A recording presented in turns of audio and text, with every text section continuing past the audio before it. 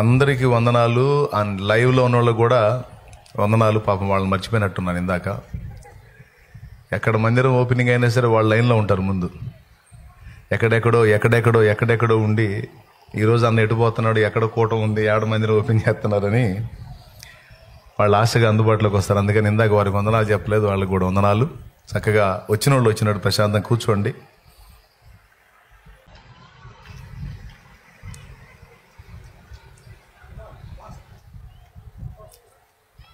రండి నాన్న, నిలబడి.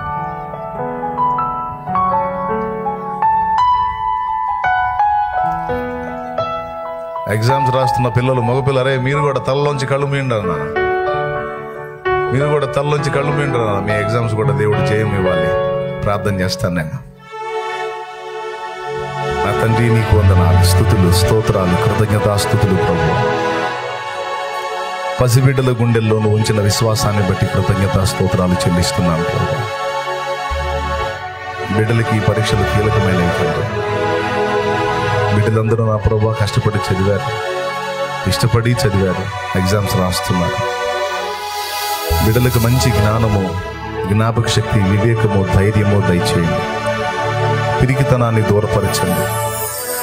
నీ యందు విశ్వాసం ఉంచిన నీ బిడ్డలు ప్రభువా, బిడ్డల యందు జాలిపడి వారి ఎడల అద్భుతం జరిగించు.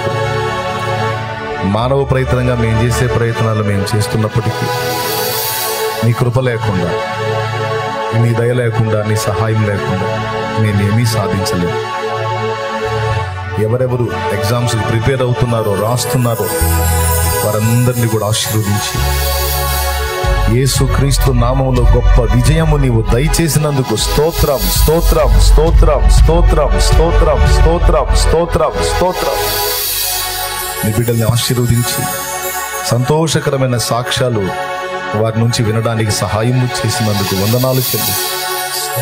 వారిని నడిపిస్తున్న అధ్యాపకుల్ని కూడా ఆశీర్వదించి వారి కుటుంబాలు కూడా దీవించమని, వారి ప్రయాస ఫలించి వారి దగ్గర ఉపదేశం పొందిన పిల్లలందరూ కూడా జయం పొందడానికి సహాయము చేయమని కృతజ్ఞత వందనాలు చెల్లిస్తూ, ఆడపిల్లల్ని, మగపిల్లల్ని, బిడ్డలందరినీ మీ దయగల చేతికి అప్పగిస్తూ యేసు నామములో ప్రార్థించి విశ్వాసమును బట్టి స్వతంత్రించుకుంటున్నాం తండ్రి. ఆమేన్. God bless you.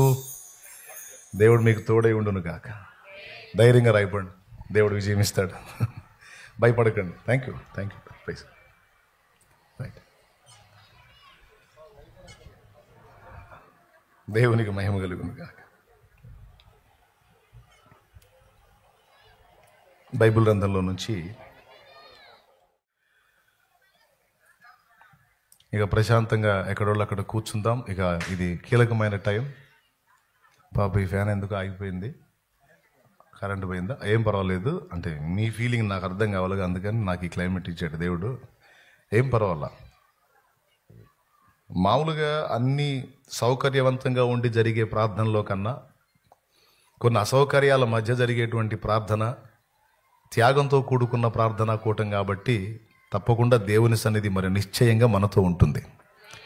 దేవునికి స్తోత్రం కలుగును గాక. మనందరం కష్టజీవులమే, మనమేం భోగాల్లో పుట్టి పెరిగి వచ్చిన వాళ్ళమేం కాదు. ఈ ఎండా కొండ మనకి లెక్కేం కాదు. స్తోత్రం. అడ్డం పడితే తర్వాత అడ్డం పడతాం. ప్రజెంట్ అయితే మనం ఏం తొణకం, అదైతే గట్టి నమ్మకం ఉంది మనకి. దేవునికి మహిమ. సూర్యుని ఎండ తీవ్రతకి మనకి మధ్య ఒక వస్త్రమే అడ్డం, ఓ టెంట్ క్లాత్ అడ్డం. ఏం ప్రాబ్లం లేదు. దేవుడు మనకి మంచి మేఘస్తంభమై మనకి నీడనిస్తాడు. ఈ ఎండ తీవ్రత మన మీద పని చేయకుండా తండ్రి ఆపగలడు. ఆమేన్. రండి దేవుని వాక్యాన్ని చదువుకుందాం.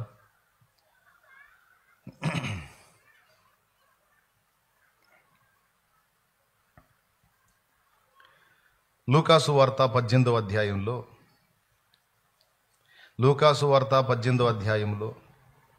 35వ వచనం నుంచి చదువుతున్నాను, చిత్తగించండి.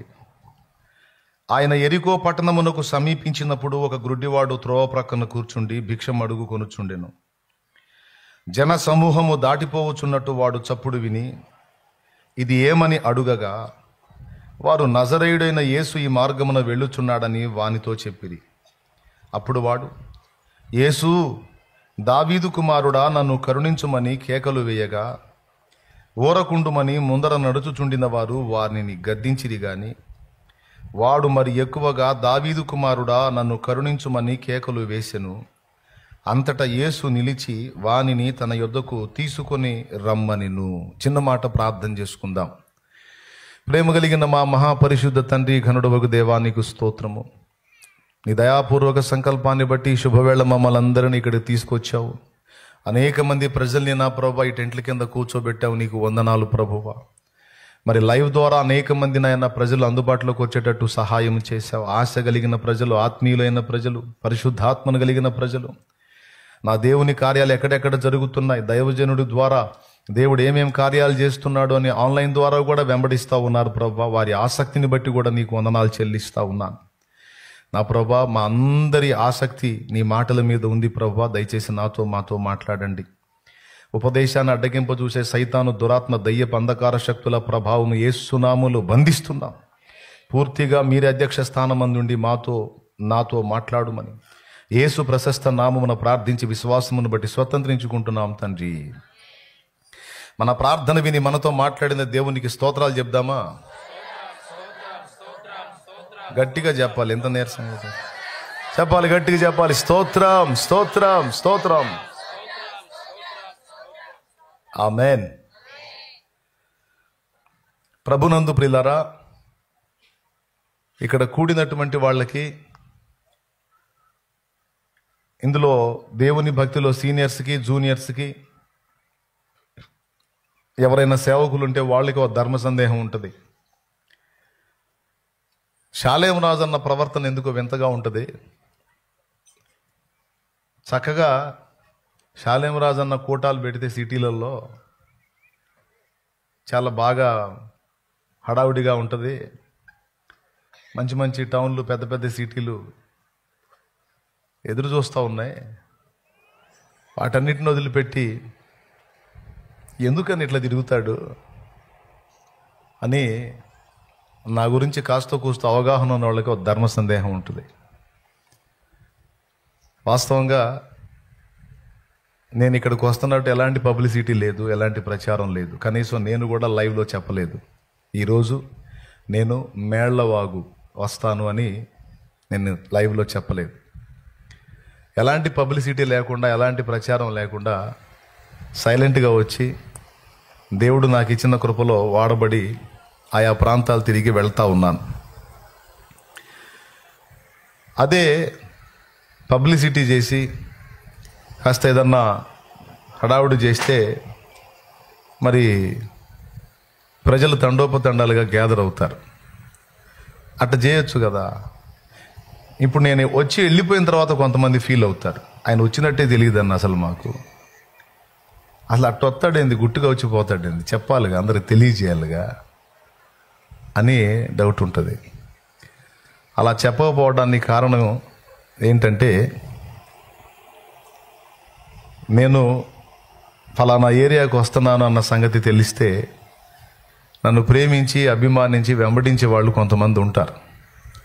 వాళ్ళందరూ తప్పకుండా గ్యాదర్ అవుతారు. గ్యాదర్ అయినప్పుడు కొన్ని సమస్యలు ఉంటాయి. వాటిల్లో మొట్టమొదటిది స్థలం.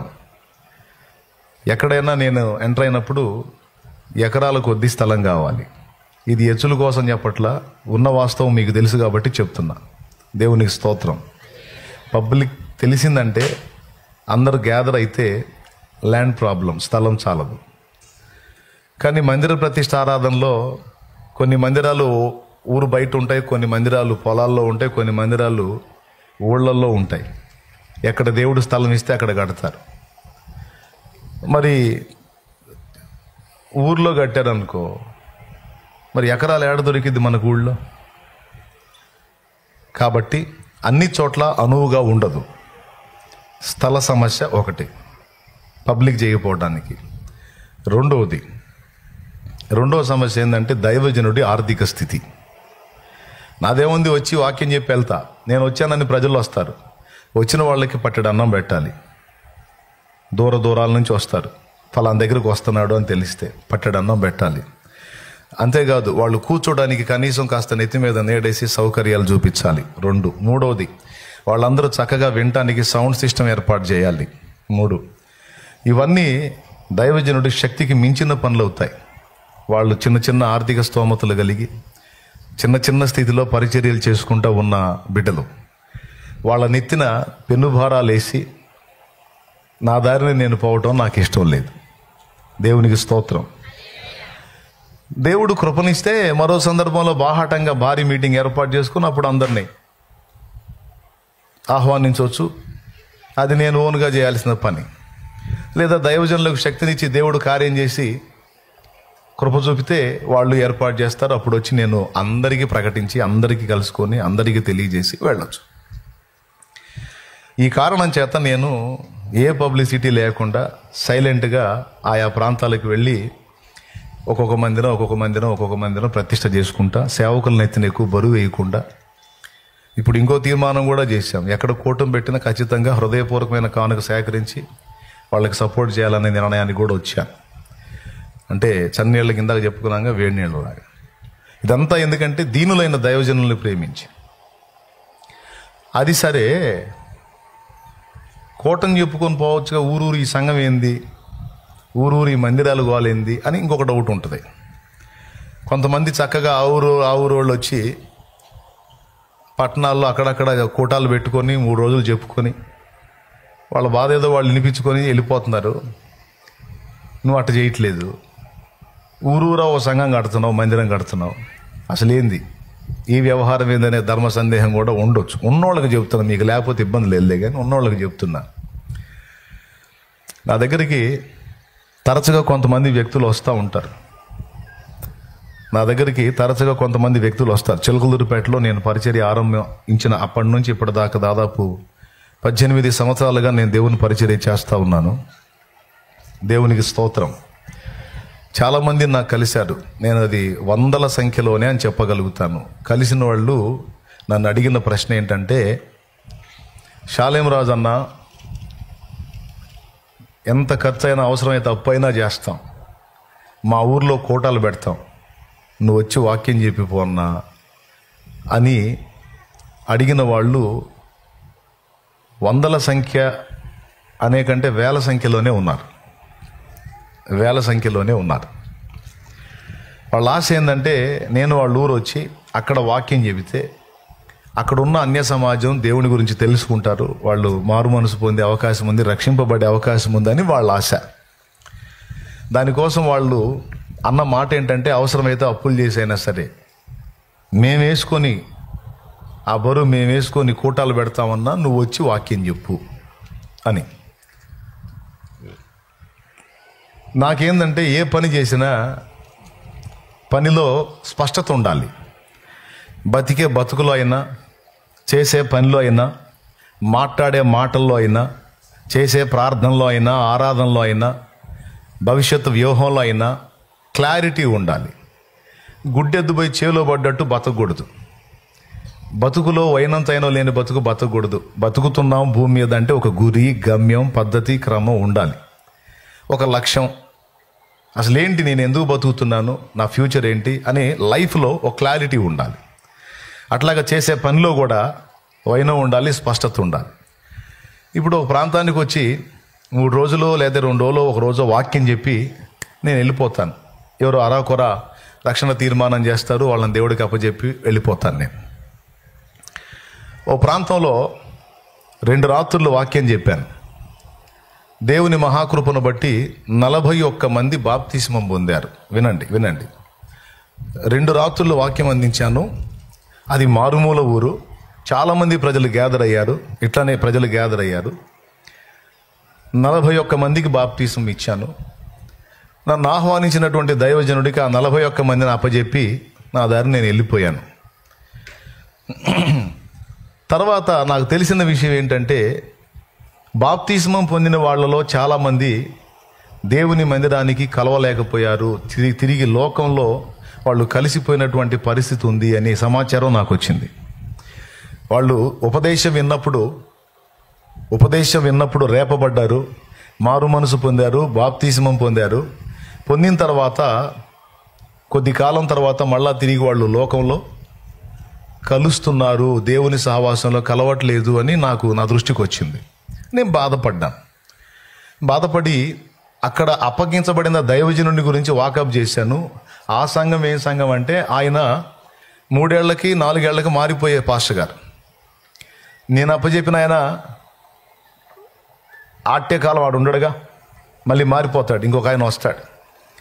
మరి ఈయన ఉన్నప్పుడు ఎంతమంది రక్షించబడ్డారో, వాళ్ళు ఎవరెవరో, వాళ్ళ మోకాలు ఏందో అని ఈయనకు తెలుసు. ఈయన పోయిన తర్వాత కొత్త ఆయన వస్తాడు, ఆయనకి తెలియదు ఎవరు రక్షించబడ్డారో ఎవరు రక్షించబడలేదో. కాబట్టి వాళ్ళకంత సీరియస్నెస్ ఉండదు, ఆత్మలను వదిలేశారు. నాకు బాధ కలిగింది. ఇప్పుడు నేను 2 రోజులు కూటం పెట్టి వాక్యం చెప్పి వాళ్ళు కనెక్ట్ అయ్యి దేవుడికి మళ్ళీ లోకంలో కలిస్తే ప్రయోజనం ఏంటి? ఎంతమందికి అర్థమైంది నేను చెప్పింది? చేసే పనిలో స్పష్టత ఉండాలిగా, క్లారిటీ ఉండాలిగా. 4 ఆత్మలకు బాప్తిసం ఇస్తే మరి వాళ్ళు వెంబడించడానికి ఒక గూడు చూపించాలిగా, ఓ నమ్మకమైన సాక్షిని చూపించాలిగా, నమ్మకమైన ఆత్మీయ నాయకుడిని చూపించాలిగా. అందుకని ఒక నిర్ణయం చేశా. ఏంటి ఆ నిర్ణయం అంటే, ఇప్పుడు చిలకలూరుపేటలో ఉన్నటువంటి సంఘాన్ని నడిపిస్తూ నేను చేయాల్సిన 2వ పని ఏంటంటే, నమ్మకమైన ఆత్మీయ నాయకులను తయారు చేయునట్లు దేవునికి ప్రార్థించాలి, నేను పరిచర్య చేయాలి. ఎవరు కావాలి? ఎవరొకళ్ళ? నమ్మకమైన నాయకులు, ఆత్మీయ నాయకులు అంటే సేవకులు తయారు కావాలి. సేవకులు తయారైన తర్వాత వాళ్ళని ఆయా ప్రదేశాలకు దేవదర్శనం ప్రకారం, దైవచిత్త ప్రకారం పంపాలి.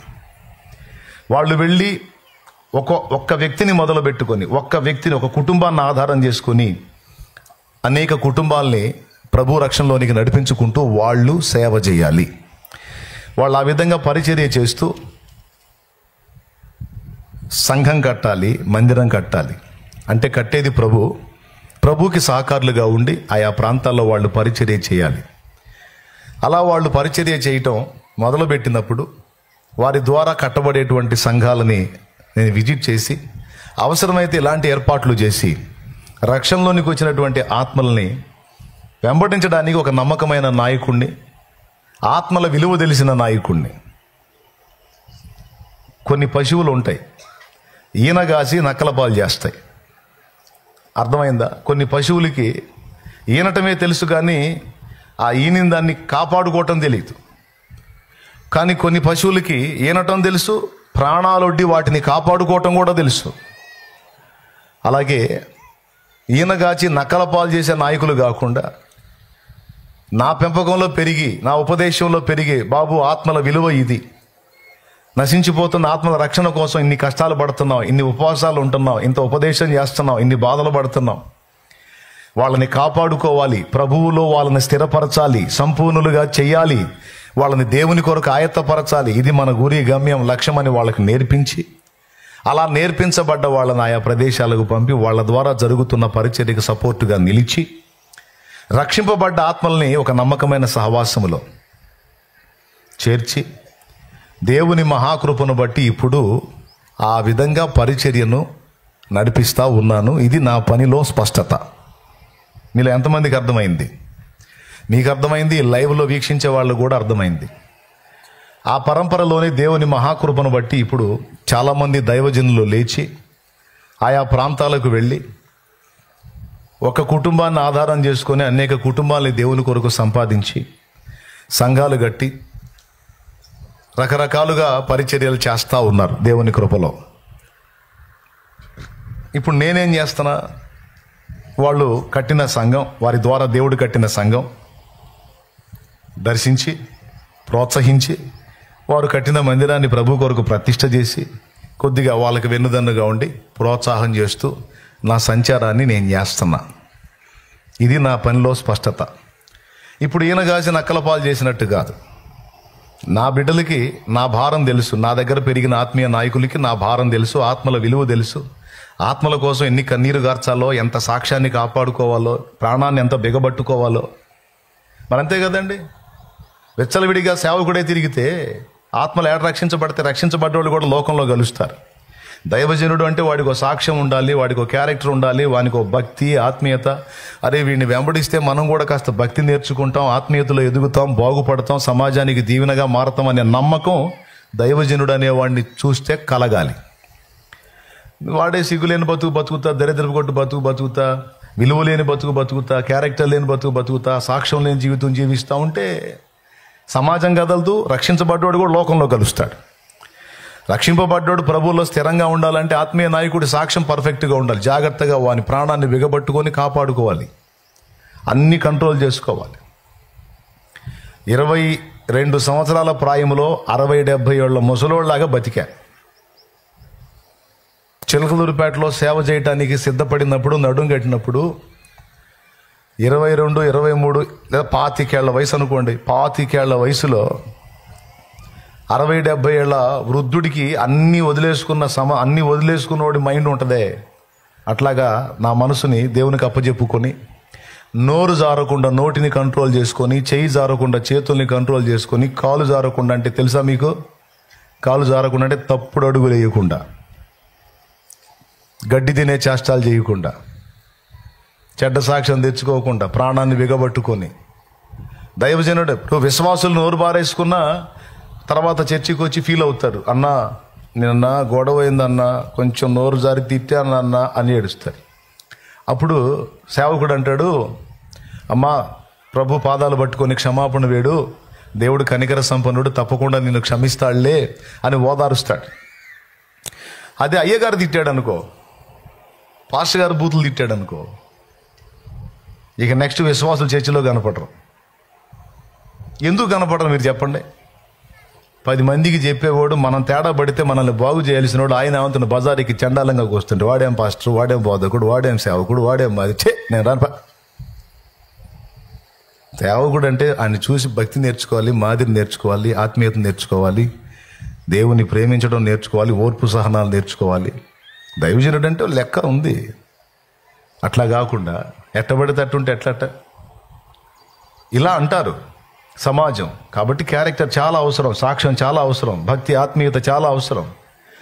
ఒక ఆత్మను రక్షించాలంటే ఎన్ని కష్టాలు పడాలో, ఎన్ని బాధలు పడాలో. రక్షించబడ్డ ఆత్మని లోకంలో కలపడం పెద్ద శాకిర్యం కాదు. ఒక్కసారి మనం తేడా కనబడితే వాడు కలిసిపోతాడు లోకంలో. ఏమైనా అర్థమవుతుందని నేను చెప్పేది? ఎంతమందికి అర్థమవుతుంది? చేతులు ఎత్తండి.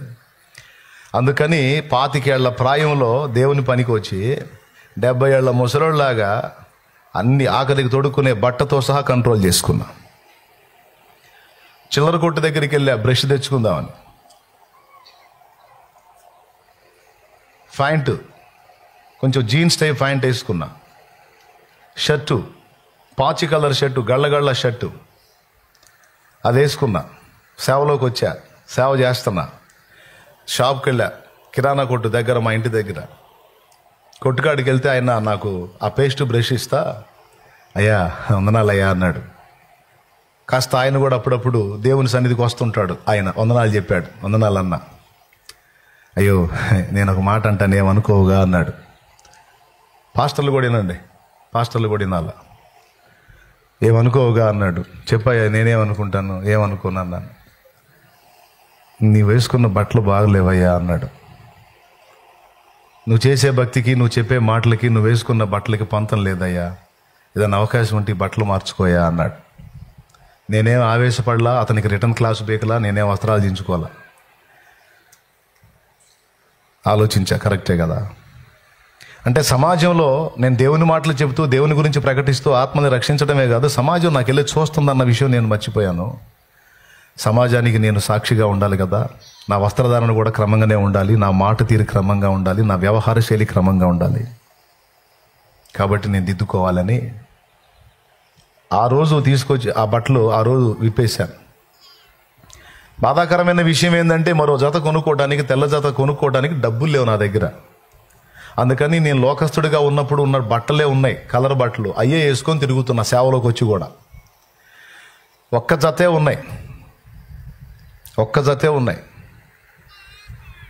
ఆ తర్వాత ఇంటికి వచ్చి హడావుడిగా ఉన్న బట్టలన్నీ కూడా పక్కన వేసుకొని తెల్ల బట్టలు కట్టుకొని తిరగటం మొదలుపెట్టా. ఏదన్నా ఒకవేళ వస్త్రం కట్టినా కూడా ఆర్భాటంగా, హడావుడిగా, లోకానుసారంగా ఉండకుండా, కలర్ బట్ట వేసుకున్నా కూడా ఇతరులు ఆక్షేపించకుండా ఉండేటట్టుగా నా వస్త్రధారణను జాగ్రత్త చేసుకున్నా. మా ఊరు మీ అందరికీ తెలుసు, చిలకలదూరిపేట. తెలుసుగా చిలకలదూరిపేట. చిలకలూరిపేటకు భలే మంచి పేరుంది. మంచి పేరుంది. ఎక్కువ శాతం డ్యాన్స్ పార్టీ వాళ్ళు మా ఊర్లోనే ఉంటారు. ప్రభల మీద డ్యాన్స్లు వేసేవాళ్ళు. రకరకాల పాపాలకి ప్రసిద్ధి చిలకలూరిపేట. అయితే అందరూ కాదు, 2 బజార్లు వేశ్యాపురాలుగా ఉన్నాయి. అలాంటి పట్టణంలో దేవుని సేవ కొరకు నడుం కట్టి చేస్తున్న సేవకులు చాలామంది ఉన్నారు. వారిలో ఒకడిని నేను. ప్రార్థించాను. బాగా వినండి, మీరేం అనుకోవద్దు. నిద్ర వచ్చిన వాళ్ళు ఒకసారి గట్టిగా స్తోత్రం చెప్పండి. మెలుగుతున్న వాళ్ళు చెప్పండి, గట్టిగా చెప్పండి ఇంకోసారి. అసలు ఊరే ముందు దరిద్ర పేరున్న ఊరు, ఊరే దరిద్ర పేరున్న ఊరు. అందులో నేను సేవ. మనుషులు డిఫరెంట్. వాళ్ళ ఎదుట నా సాక్ష్యం చాలా జాగ్రత్తగా ఉండాలి. సమాజాన్ని ప్రభావితం చేయాలంటే సరైన భక్తి చేయాలి, సరైన ఆత్మీయత కనపరచాలి, దేవుని ప్రభావం కనపడాలి. మాటకి ప్రవర్తనకి పొంతన ఉండాలి. అలాంటి బతుకు బతికితేనే ఒక సమాజాన్ని ప్రభావితం చేయటం సాధ్యమైద్ది. లేకపోతే కష్టం అని నాకు అర్థమైంది. ఈ హానోకి ఎక్కడున్నాడు?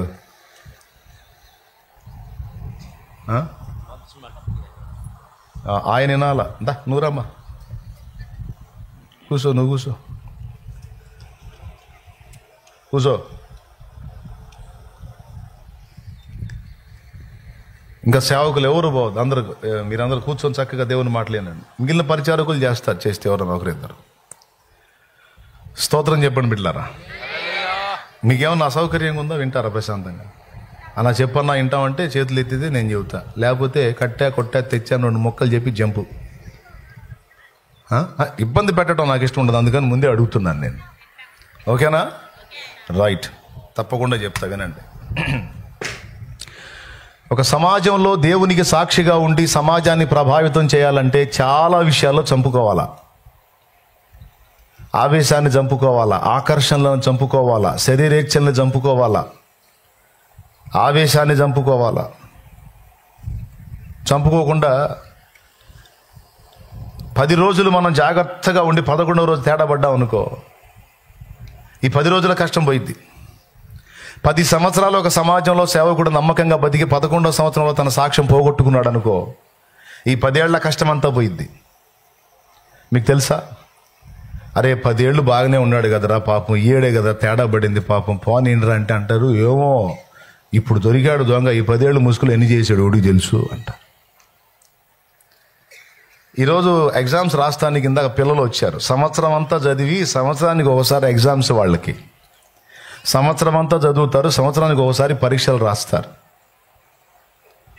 ఒకవేళ ఫెయిల్ అయినా మళ్ళీ రాసుకోవడానికి వాళ్ళకి అవకాశం ఉంటుంది. 2 సార్లు కాదు, ఎన్నిసార్లు అని రాసుకునేదానికి పిల్లలకి ఛాన్స్ ఉంటుంది. కానీ ఒక సేవకుడి బతుకు అది కాదమ్మా. ఒక సేవకుడి జీవితం అది కాదు. సేవకుడి జీవితం, బాగా వినండి, సేవ చేయాలనుకునే వాళ్ళు కూడా వినండి, ప్రతిరోజు ఎగ్జామ్ రాయాల్సిందే సమాజంలో, అండ్ ప్రతిరోజు పాస్ అవుతానే ఉండాలి. ఏమన్నా అర్థమైందని చెప్పింది? ప్రతిరోజు ఎగ్జామ్ రాస్తానే ఉండాలి, ప్రతిరోజు పాస్ అవుతానే ఉండాలి. అలా కాకుండా చెప్పాను కదా, 10 సంవత్సరాలు పాస్ అవుతూ వచ్చి 11వ సంవత్సరంలో ఫెయిల్ అయితే ఈ 10 ఏళ్ల కష్టం అంతా పోయింది. అంటే దీనికి ఏం కావాలా? ఒక సేవ చేసి ఒక సమాజాన్ని ప్రభావితం చేసి అనేక జీవితాలని కట్టాలంటే ఏం కావాలంటే త్యాగం కావాలి. ఏం కావాలి? త్యాగం కావాలి. ఈ లోకంలో చాలామంది ప్రసిద్ధిగాంచినటువంటి వ్యక్తులు ఉన్నారు. తబలాలో ప్రసిద్ధిగాంచాడు జాకిర్ హుస్సేన్ అనేవాడు. మ్యూజిక్లో ప్రసిద్ధిగాంచాడు మన భారతదేశంలో ఏఆర్ రెహమాన్ అనేవాడు. ప్రపంచవ్యాప్తంగా నృత్యంలో, డ్యాన్స్లో పేరుగాంచాడు మైకేల్ జాక్సన్ అనేవాడు. వీళ్ళంతా మంచి పేరు పొందారు ఒకప్పుడు. ఎలా వీళ్ళు పొందారు? ప్రపంచంలో గుర్తింపు ఎలా పొందారు అంటే, వాళ్ళ ఆ మెట్టుకి ఎదగటానికి కొన్ని త్యాగాలు చేశారు వాళ్ళు. ఆ త్యాగాలు ఏంటంటే, ఆ డ్యాన్స్ నేర్చుకోవడానికి, డ్యాన్స్ ప్రాక్టీస్ చేయడానికి తన ఫ్రెండ్స్కు దూరంగా ఉన్నాడు. మిగిలిన వాళ్ళంతా ఏ గురి గమ్యం లేని వాళ్ళు సరదాగా టైంపాస్ చేస్తుంటే, జీవితంలో ఒకటి సాధించాలి అనుకొని దృష్టి కలిగినటువంటి వాడు ఏం చేశాడో తెలుసా? తన టైంని ఏది సాధించాలనుకున్నాడో దాని మీదనే పెట్టాడు. యూత్ కూడా చాలామంది ఉన్నారు, యవనస్తులు ఉన్నారు, అందరూ వినండి. ఇది నేను సాధించాలి, దీనిలో నేను అగ్రగణ్యుణ్ణి కావాలనుకున్నాడు మైకేల్ జాక్సన్. ఇక వాని మైండ్ రాత్రి పగళ్ళు ఆ డ్యాన్స్ మీద డిఫరెంట్గా ఎగరటం మీద పెట్టాడు. ఏ రేంజ్కి వెళ్ళాడంటే ఇక ఆయనలాగా ఎవడు ఎగరలేడు అన్న కాడికి వెళ్ళాడు. సరే, ఆయన అంతసేటు ఎగిరితే ఎవడికి వచ్చిన ఉపయోగం ఏం లేదు, కాకపోతే జనాలకి వేలం వెర్రి కదా, కాబట్టి అబ్బా ఇంతలావును ఎవడు ఎగరలేకపోయాడని జనం బాగా పిచ్చోళ్ళు అయిపోయారు మైకేల్ జాక్సన్ ఉన్నప్పుడు. మైకేల్ జాక్సన్ స్టేజ్ మీదకి వస్తే అందరు రొమ్ము కొట్టుకుంటారు. ఎందుకు ఎడుతారో నాకు అర్థం కాదు. అభిమానం, ఏం చేయాలో అర్థం కాక ఓ అని ఎడుతూ ఉంటారు. మనిషి అయితే ఏడిచినట్టు ఎడుతూ ఉంటారు. కావాలంటే ఆ వీడియోస్ ఉంటాయి, మీరేం చూడాల్సిన అవసరం లేదు, నేను చెప్పాగా నమ్మండి. దేవునికి స్తోత్రం.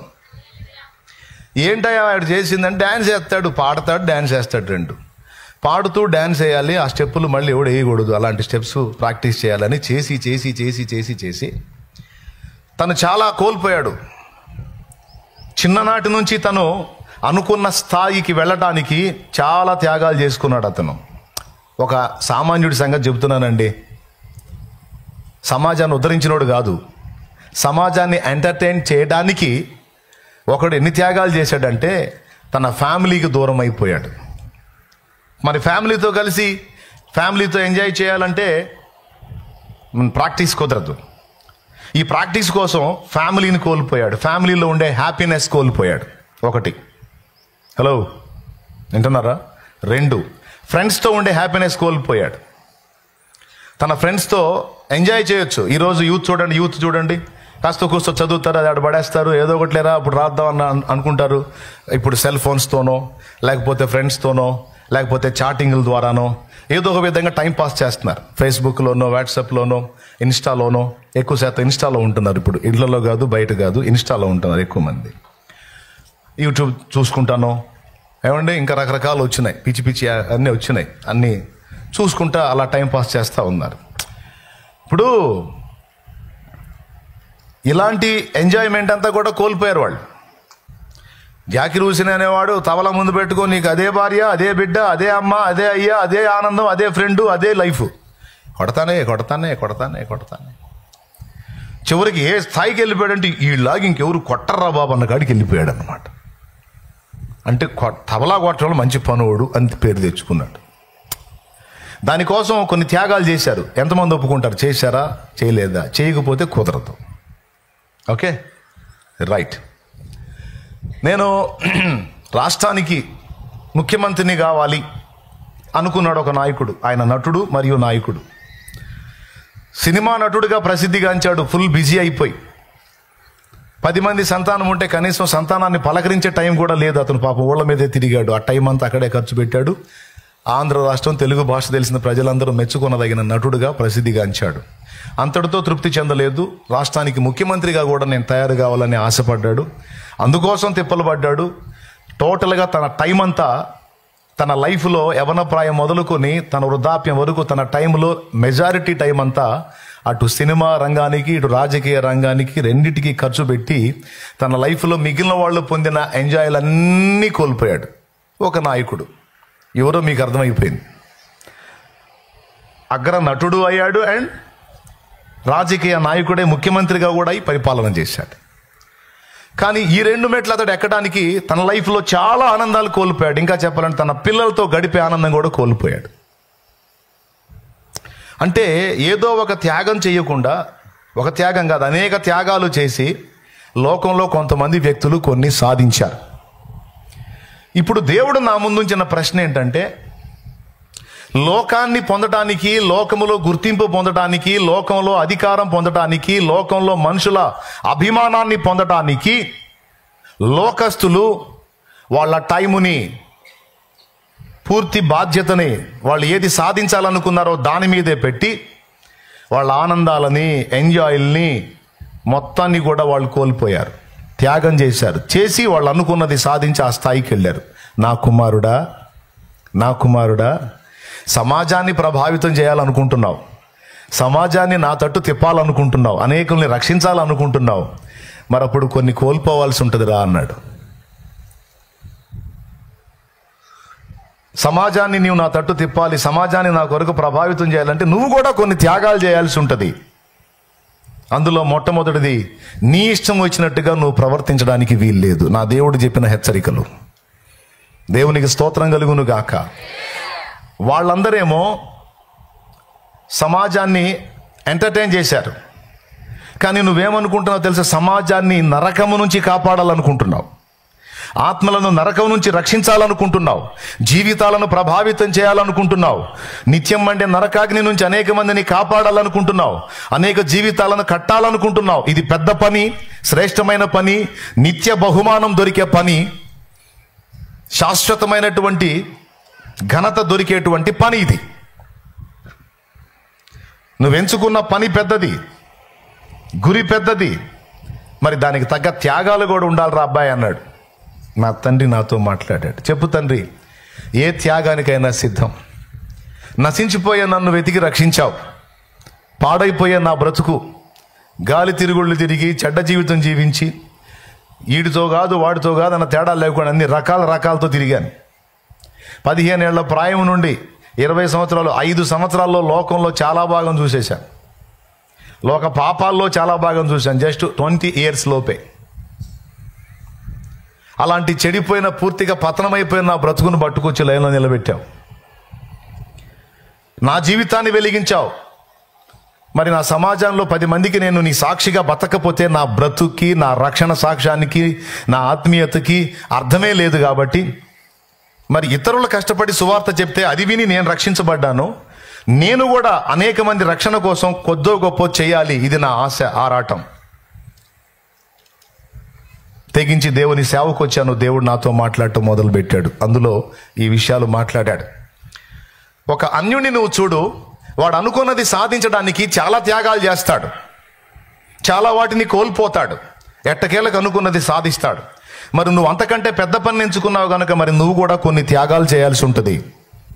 నా భక్తుల్ని చూడు, వాళ్ళు జీవితాలని, కుటుంబాలని, దేశాలని, ప్రాంతాలని, ప్రదేశాలని, ఆస్తిపాస్తుల్ని, చివరికి తమ ప్రాణములను కూడా పణంగా పెట్టారు. తమ ప్రాణములను కూడా పణంగా పెట్టారు. కోల్పోవడానికి ఇష్టపడ్డారు, త్యాగం చేయడానికి ఇష్టపడ్డారు. తత్ఫలితంగానే చాలా మంది రక్షణలోనికి రావడానికి వాళ్ళు వాడబడ్డారు. అలాంటి తీర్మానం నీలో ఉంటే నిన్ను వాడుకొని అనేక మందిని వెలిగించడానికి నేను సిద్ధమని నా తండ్రి నాతో మాట్లాడాడు. అర్థమైతే గట్టి కొట్టు, అర్థమైతే గట్టి కొట్టు. మీకు ఒక రహస్యం చెబుతా, చప్పట్లు కొడితే గుండె జబ్బులు రావు. జోక్ కాదు, వచ్చినా తగ్గుతాయి. తెలుసా మీకు? ఆక్యుపెంక్చర్ అని ఒక థెరపీ ఉంది.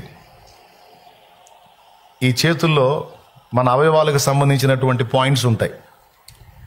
ఈ 2 చేతులు ఇలా టచ్ అయినప్పుడు ఆ పాయింట్స్ ఒకదానికొకటి టచ్ అవుతాయి. అయినప్పుడు అవి తేజోవంతం అవుతాయి, అవి ప్రభావవంతం అవుతాయి. అవయవాలన్నీ వాటి పనితీరు అద్భుతంగా ఉంటుంది. ఇది ఆక్యుపెంక్చర్ థియరీ చెప్పినటువంటి విషయం. అందుకే చప్పట్లు కొట్టి దేవుని మహిమపరచండి అని చప్పట్లు కొట్టి ఒక పక్క దేవునికి మహిమ చెల్లిస్తూనే మనం హెల్త్ని బాగు చేసుకుంటాం అన్నమాట. ఏం చేసుకుంటాం? ఇప్పుడు కొట్టండి, ఎంత గట్టి కొడితే అంత మంచిది. చూసారా, గుండె జబ్బులు రావు అనేసరికి ఆపకుండా కొడుతున్నారు, వచ్చినా తగ్గుతాయి అనేసరికి ఇంకా ఆపట్ల. అబ్బో ఏ భలే విషయం దొరికిందని. అది ఎట్లాంటిది ఏమి లేదంటే, కానీ నేను చెప్పింది నిజం. మీరేం టెన్షన్ పడద్దు, మనల్ని మాయ చేసాడే అనుకోవద్దు. నేను చెప్పింది నిజం. కావాలంటే ఆక్యుపెంక్చర్ మీరు కానీ స్టడీ చేస్తే మీకు మ్యాటర్ దొరికింది, అంతే ఉంటుంది. సరే, పాయింట్కి వస్తున్నాను. ఎక్కడొచ్చాగాను? అదే నువ్వు చెప్పిన దగ్గరికి. ఎక్కడ ఆపాను? నువ్వు పూనుకున్న పని పెద్దది కనుక కొన్ని త్యాగాలు నువ్వు కూడా చేయాల్సి ఉంటుంది. దానికి నువ్వు సిద్ధమైతే నిన్ను వాడుకోవటానికి నేను సిద్ధమని నా దేవుడు మాట్లాడాడు. అప్పుడు ఇక ఏమేం త్యాగాలు చేయాలనేది కొన్ని ఇతరులను చూసి కొన్ని ప్రాక్టికల్గా ఎదుర్కొని నేను నేర్చుకున్నాను. అందులో ఇందాక చెప్పినటువంటి విషయం కూడా ఒకటి, సరుకు ఇచ్చుకోవాలి, వ్యాపారం చూసుకోవాలి. నా బట్టలతో ఆయనకి ఎందుకు? నా బట్టలతో ఆయనకి ఎందుకండి? నా వస్త్రాలతో ఆయనకి ఎందుకు? అవునా? కానీ ఆయన మాట్లాడగలిగాడు. అయ్యో, నువ్వు మంచి భక్తిపరుడివి, నీ గురించి ఇంకా వేరేదేం చెప్పేదేం లేదు, కానీ నువ్వు చెప్పే మాటలకి నువ్వు వేసుకునే బట్టలకు సంబంధం లేదయ్యా అన్నాడు. ఆ మాట ఆయన అన్నందుకు సంతోషపడ్డాను. ఎందుకంటే నేను పెడద్రపోండి అనుకో ఆ మాట నాకు చెప్పడానికి సాహసం చేస్తాడా? వాడే వేసుకుంటే నాకెందుకులే, వాడిని గదిలించుకుంటే పటక్కన మాట అంటాడు. ఎందుకు వచ్చిన గొడవ? అయ్యా ఏం కావాలా అంటాడు. బ్రష్ అని పేషెంట్ అదిగోయా అది తీసుకొని డబ్బులు. కానీ అలా కాకుండా తను నాకు ఆ హెచ్చరిక చేయడానికి ఇష్టపడ్డాడు అంటే నాలో మృదుత్వాన్ని, సౌమ్యతను గుర్తించాడు. ఈ అబ్బాయికి ఒక మాట చెప్పినా హార్డ్గా వ్యవహరించడు కానీ తీసుకుంటాడు. ఆ బుద్ధి ఇడి దగ్గర ఉందని ఆయనకు అర్థమైంది కాబట్టి ఆ మొక్క నాకు చెప్పగలిగాడు. అదే మిడిమేల పోడు పెడతరపోడు అనుకుంటే అబ్బా ఇక్కడ పాస్ అయ్యా కదా అనిపించింది. దేవునికి స్తోత్రం కలుగును గాక. అర్థమైందా? ఇక్కడ పాస్ ఆ మనిషి నాకు ఆ మాట చెప్పగలిగాడంటే నేను మృదువైన వాడిని, నేను హార్డ్ పర్సన్ని కాదు, సాఫ్ట్ అనేది ఆయనకు అర్థమైంది అని నాకు సంతోషం వేసింది. ఇది మొదటిది. ఇక వస్త్రాల దగ్గర నుంచి ఇక అంతా బ్యాలెన్స్. నా ఫ్రెండ్స్ ఉన్నారు. అంతకుముందు ఒక అలవాటు ఉండేది, నా ఫ్రెండ్స్ని వాడు అరే అనేవాడు, నేను అరే అనేవాడిని. వినండి బాగా, ఈ అరే తురే భాష ఫ్రెండ్స్కి ఉంటుంది ఫ్రీ, అవునా? ఇంకొంతమంది అయితే బూతులు కూడా మాట్లాడుకుంటారు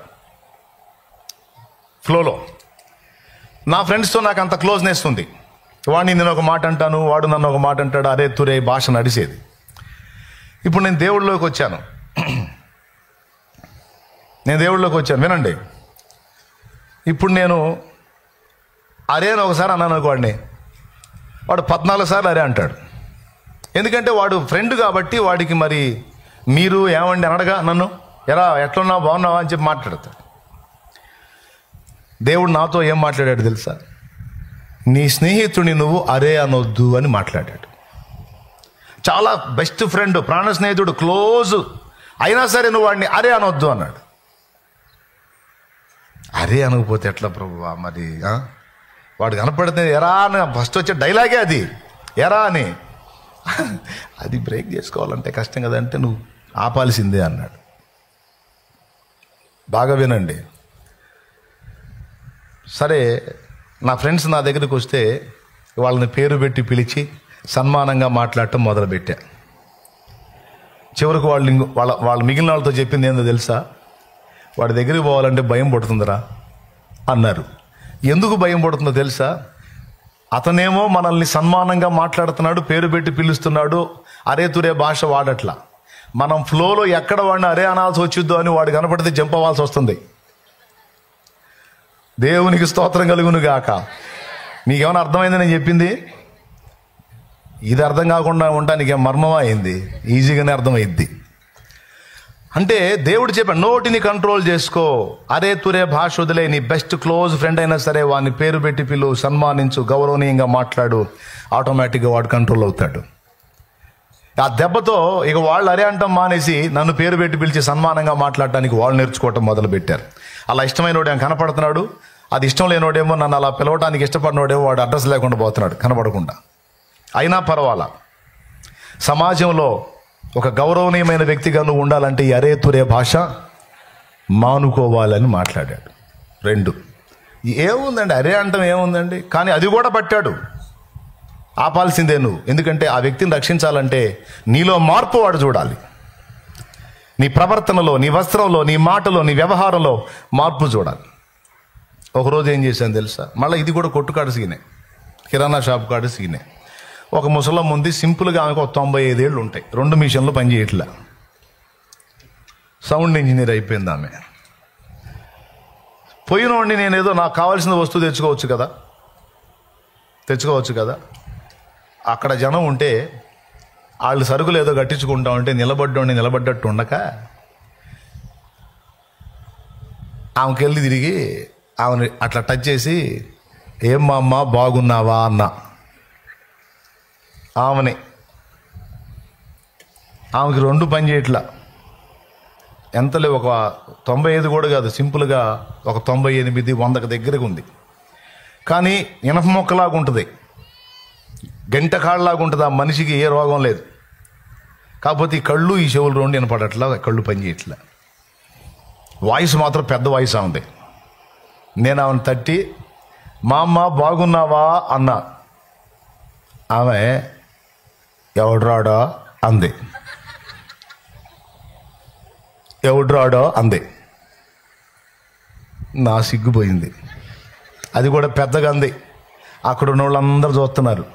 పోయే పరు ఆ సరుకులు ఇచ్చి ఆమె, ఏ ముసలమ్మ నీకేం మైండ్ పోయిందా? ఎవరు? దైవ సేవకుడు కదూ అని గట్టిగా అరిసింది ఆమె. ఫీల్ అయింది. నాకేం పరువు పోయి నేను ఇక పొరపాటును గదిచ్చాను, ముసలమ్మ నిన్ను గాలి తీసుకున్నానని నేను నిలబడితే ఆమె గద్దించేసరికి ఆమా ఆమా అయ్యా అబాయా నువ్వు అయ్యా అయ్యా అని చెప్పి గందరగోళం చేసింది. వద్దమ్మా, నీకో దండం, నీ మర్యాదకో దండం. పొరపాటును బలకరించి నీ చేత గాలి తీపి రాడా. అక్కడ పాఠం నేర్పాడు. ఏంటి తెలుసా? పోయిన పని ఏందో చూసుకొని రావాలి కానీ వాళ్ళని ఎలా గలిదించుకోకూడదని. దేవునికి స్తోత్రం కలుగునుగా. ప్రతి ప్రాక్టికల్గా కొన్ని అనుభవాలు నేర్పాడు. పోయిన పని ఏందో చూసుకోవాలి, అవసరమైనప్పుడు మాట్లాడాలి, అనవసరంగా ఉన్నప్పుడు నోరు మూసుకొని పక్కకు రావాలి. అవతలి వాళ్ళు రెచ్చిపోయేదన్న వివాదంలో బజారుకి నోరు తెరచి బూతులు మాట్లాడినా, పరుష పదజాలం వాడినా నువ్వు గొంతు కలపొద్దు. నువ్వు దూషణకు ప్రతి దూషణ చేయొద్దు. చేస్తే వాళ్ళని సాధించుకోలేవు, సంపాదించుకోలేవు. జాగ్రత్త అని నేర్పాడు. ఇలా ప్రతి విషయంలో కంట్రోల్. ఇక ఆఖరికి భార్య మీద కోపం వచ్చినా సరే ఆవేశపడటానికి లేదు. ఎందుకంటే విశ్వాసులు చుట్టూ ఉంటారుగా. కోపం వచ్చిందని ఆమెను ఒక దెబ్బ కొట్టాను అనుకో, మరుసటి రోజు వస్తారు. అన్న ఏందన్నా రాత్రి ఇంట్లో ఏందన్నా ఏదో పట్టా పట్టా సౌండ్ వినపడుతుంది. ఏం చెప్పాలా? కాబట్టి మీరు కోపపడుడి కానీ పాపం చేయకూడదు అని ఉంది. ఆత్రపడి కోపపడువాడు దేవుని నీతిని నెరవేర్చలేడు. కాబట్టి ఆవేశం వచ్చినా సరే చేయతో ఒక దెబ్బ కొట్టడానికి కూడా లేదు. ఎట్లా సాధ్యమండి? ఏమయ్యా మీరు ఆగుతారా? అబద్ధాలు ఆడకుండా నిజం చెప్పండి. మీరందరూ మొగపొట్టుకు పుట్టిన వాళ్ళేగా. చెప్పండి, మీరు ఆగుతారా? ఇంట్లో మనిషి మాట వినకపోతే ఆవేశం ఆగిద్దా? రివర్స్ వచ్చి ఏదన్నా ఒక మాట అందనుకో, ఫస్ట్ వచ్చే డైలాగ్ ఏంది? ఏయ్ బర్రెను తోలినట్టేగా. ఫస్ట్ డైలాగ్ అది ఏయ్ అనేగా. ఆ తర్వాత ఇంకా 2-3 డైలాగులు, బూతులు, దాడి. కానీ దైవ సేవ చేసేవాడు ఇలా చేయడానికి లేదు. ఎందుకంటే సమాజం ఎలా బతకాలో, ఎలా నడవాలో నేర్పేవాడు కదా దైవజనుడు. పట్టుకొని పాశమని బాతున్నాడు అనుకో, ఇల్లు తిప్పి కొడుతున్నాడు అనుకో, కొట్టినాడు ఆదివారం కోటలో నిలబడి, ప్రభునందు ప్రియులారా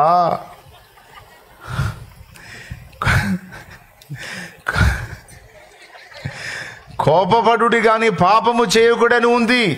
మనము కొట్టరాదు, జాగ్రత్త అంటే అయ్యగారు మీరు చేసింది ఏంది అంటే నేను కొట్టవచ్చు. ఎందుకంటే నాకు సామెతల వాక్యం, బుద్ధిహీనుని వీపునకు బెత్తమే.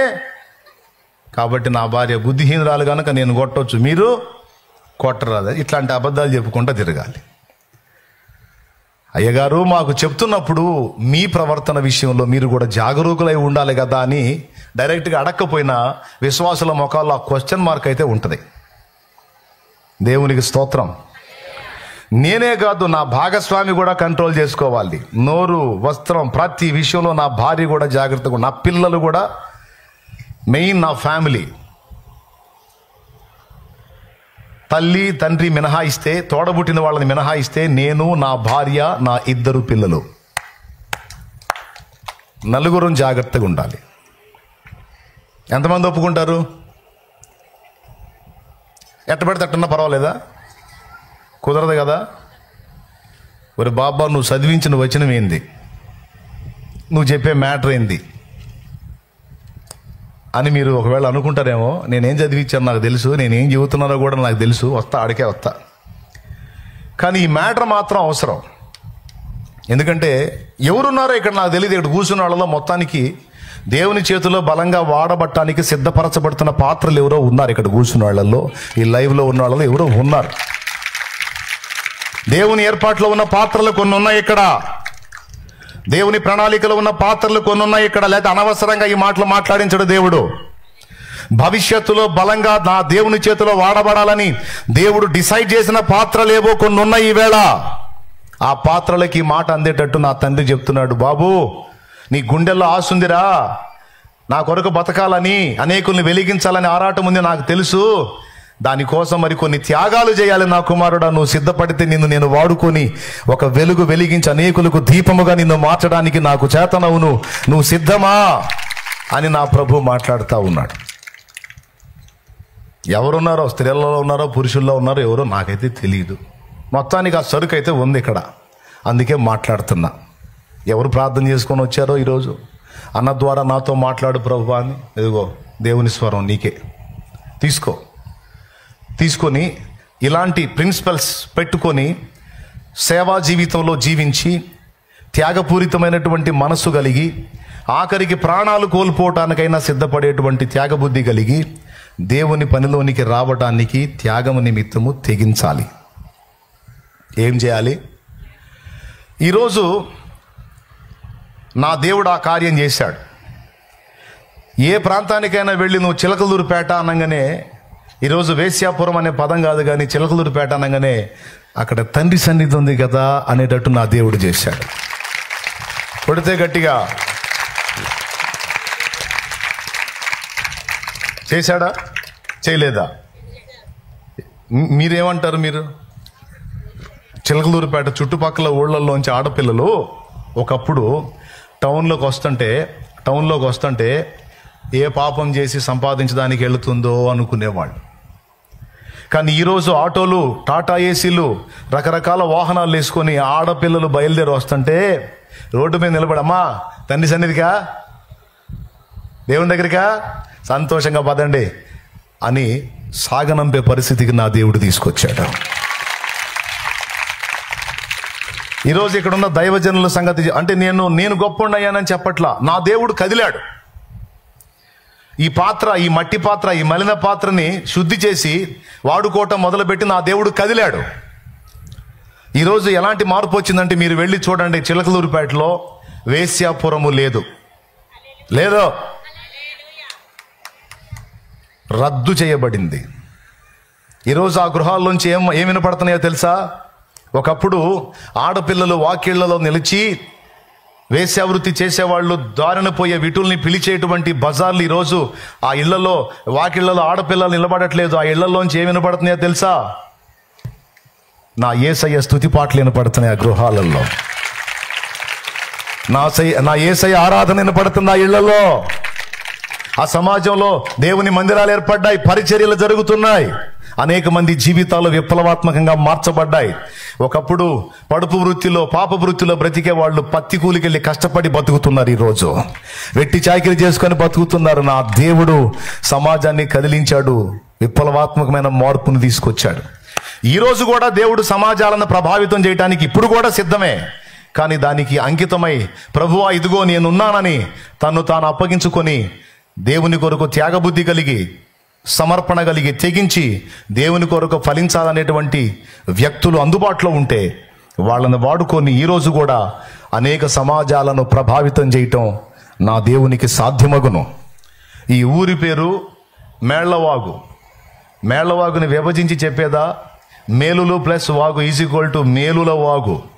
నేను చెప్పిన విధంగా భక్తులు లెగిస్తే ఈ మేళ్లవాగు మేలుల వాగుగా మారిపోయింది.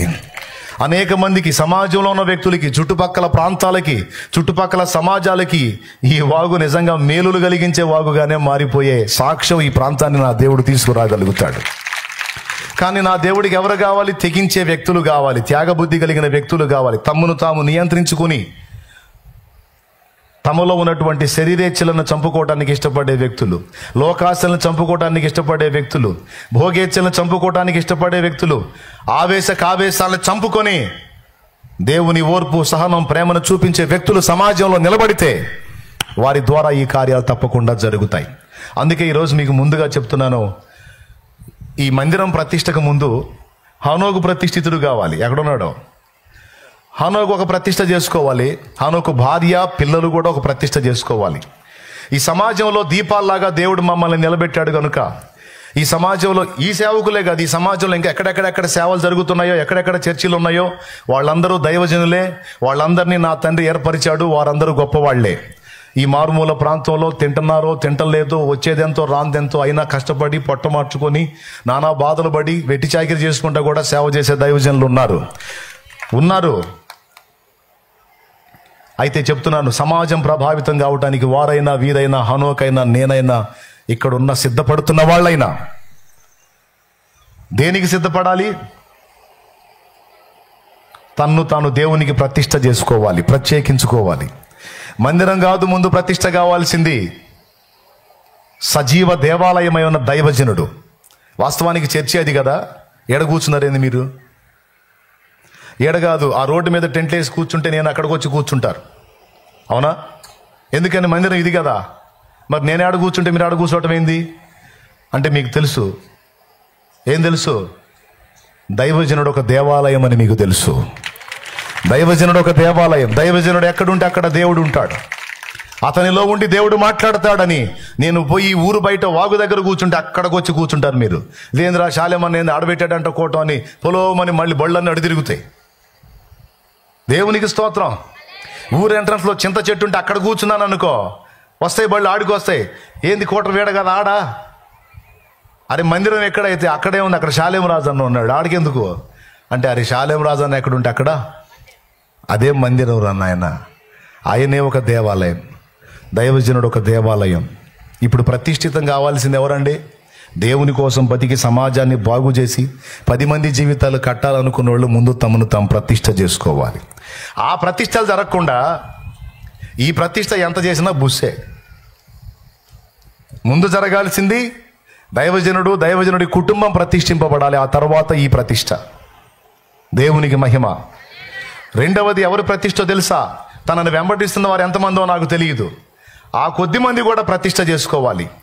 మేము దైవజనుడి ఉపదేశంలో ఎదుగుతున్నాం కనుక సమాజం సేవకుడిని చూసిద్ది, ఆ పెంపకంలో ఎదుగుతున్న మా బతుకులు కూడా చూసిద్ది, మా కట్టు బొట్టు వ్యవహారాన్ని కూడా చూసిద్ది. కాబట్టి సమాజం ఎదుట మా ప్రవర్తన కూడా జాగ్రత్తగా ఉండాలని సంఘము కూడా తమను తాము ప్రతిష్ఠించుకుంటే ఇటు దైవజనుడి ప్రతిష్ట, దైవజనుడి కుటుంబ ప్రతిష్ట, ఆయన ద్వారా పట్టబడిన సంఘం యొక్క ప్రతిష్ట, ఈ ప్రతిష్ట పర్ఫెక్ట్గా ఉంటే ఈ సంఘం అనేక సంఘాలకు కేంద్ర సంఘం అయింది. చుట్టుపట్ల ప్రాంతాల్లోంచి ఆత్మలు ఇక్కడ దాకా వచ్చి ఆరాధించుకునే పరిస్థితికి ఈ సంఘం వచ్చింది. చిలకలూరుపేట మీరు ఎంతమంది వచ్చారు? చేతులు ఎత్తండి. మీ ఊళ్ళో చర్చిలు లేవైంది.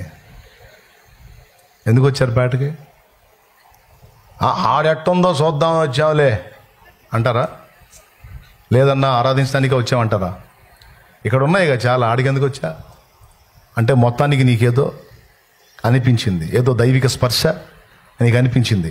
ఇక అది మేళవాగ్గా దాని పక్కన గుమ్మనం పడిన ఆ పైన ఇంక ఊరైనా సరే, ఆడ నుంచి అయినా సరే రావాల్సిందే. అంటే దేవుడు కరెక్ట్గా కదిలితే ఇక్కడ కదిలాడు అనుకో, చుట్టుపక్కల ప్రాంతాల్లోంచి ఇక్కడికి రావాల్సిందే. ఎందుకో తెలుసా? ఎవరైతే అలాగూ తమను తాము అప్పగించుకుంటారో, అలాంటి త్యాగబుద్ధి, ఆడోళ్ళు మగవాళ్ళు మొత్తం వినండి, అలాంటి త్యాగబుద్ధి కలిగిన మనస్సు కలిగిన వారై ఉంటారో అలాంటి వాళ్ళలో దేవుడు నివాసం ఉంటాడు. వారు తాకినప్పుడు రోగులు స్వస్థత పొందుతారు. ఇక వాళ్ళ అందగత్తెల ఇవన్నీ కాదు, సమర్పణ, దైవిక స్పర్శ, పరిశుద్ధాత్మ ప్రభావాన్ని కలిగి ఉన్న వ్యక్తులైతే చాలు, దైవ వాక్యం కలిగిన వాళ్ళై, సత్ప్రవర్తన సత్సాక్ష్యం కలిగిన వాళ్ళైతే చాలు, సమాజం తప్పకుండా ప్రభావితమైద్ది. మాదిరిని చూసి కొంతమంది మారితే ప్రార్థనా శక్తి ప్రభావం తాకి బాగుపడి అనేక మంది దేవునికి కనెక్ట్ అవుతారు. అలాగా అనేక మంది సాక్ష్యాలు దావాలను వ్యాపించి సమాజాలు ప్రభావితమై ఎంతోమంది రక్షణలోనికి రావడానికి దేవుడు మనల్ని నింపి వాడుకుంటాడు. తమ్ముడా, దేవునికి స్తోత్రం. నాకు తెలిసిన ఒక ఆమె ఉంది. ఆమె ఒక ఆత్మీయ సంఘంలో రక్షింపబడింది. మంచి ప్రార్థనా పరురాలు. ఏదైనా చెప్పు, మోకాళ్ళు వేసి ప్రార్థన చేయటం, దేవుణ్ణి అడగడం తప్ప రెండో తెలియని తల్లి. వృత్తికి చాకలి వృత్తి చేసేటువంటి మనిషి ఆమె. అంటే ఇళ్ళమ్మడి తిరిగి వాళ్ళు ఇడిచిన బట్టలు తీసుకొచ్చి మూటలు గట్టి తీసుకొచ్చి వాక్కి తీసుకెళ్ళి ఉతికేసుకునేటువంటి పరిస్థితి, రజక వృత్తి ఆమె. కానీ దేవుణ్ణి నమ్ముకుంది. మీరు ఇంట్రెస్ట్గా ఉన్నారా? కానీ వింతైన విషయం తెలుసా, అలాంటి కుటుంబానికి చెందిన ఆమె రోడ్డు మీద నడుస్తూ వెళ్తుంటే మంచాల మీద కూర్చున్న మగోళ్ళు లేచి నిలబడతారు. రియల్గా జరిగింది. మళ్ళీ ఈ కులం ఆ కులం అని లేదు. ఆమె ఏ బజార్లో గుండా పోతే ఆ బజార్లో మగోళ్ళు మంచాల మీద కూర్చున్న వాళ్ళు, అరుగుల మీద కూర్చున్న వాళ్ళు కూడా లేచి నిలబడతారు. మళ్ళీ ఆడ మనిషి ఆమెకు ఒక కుటుంబం, భర్త, ఆమె సంసారం ఆమెకుంది.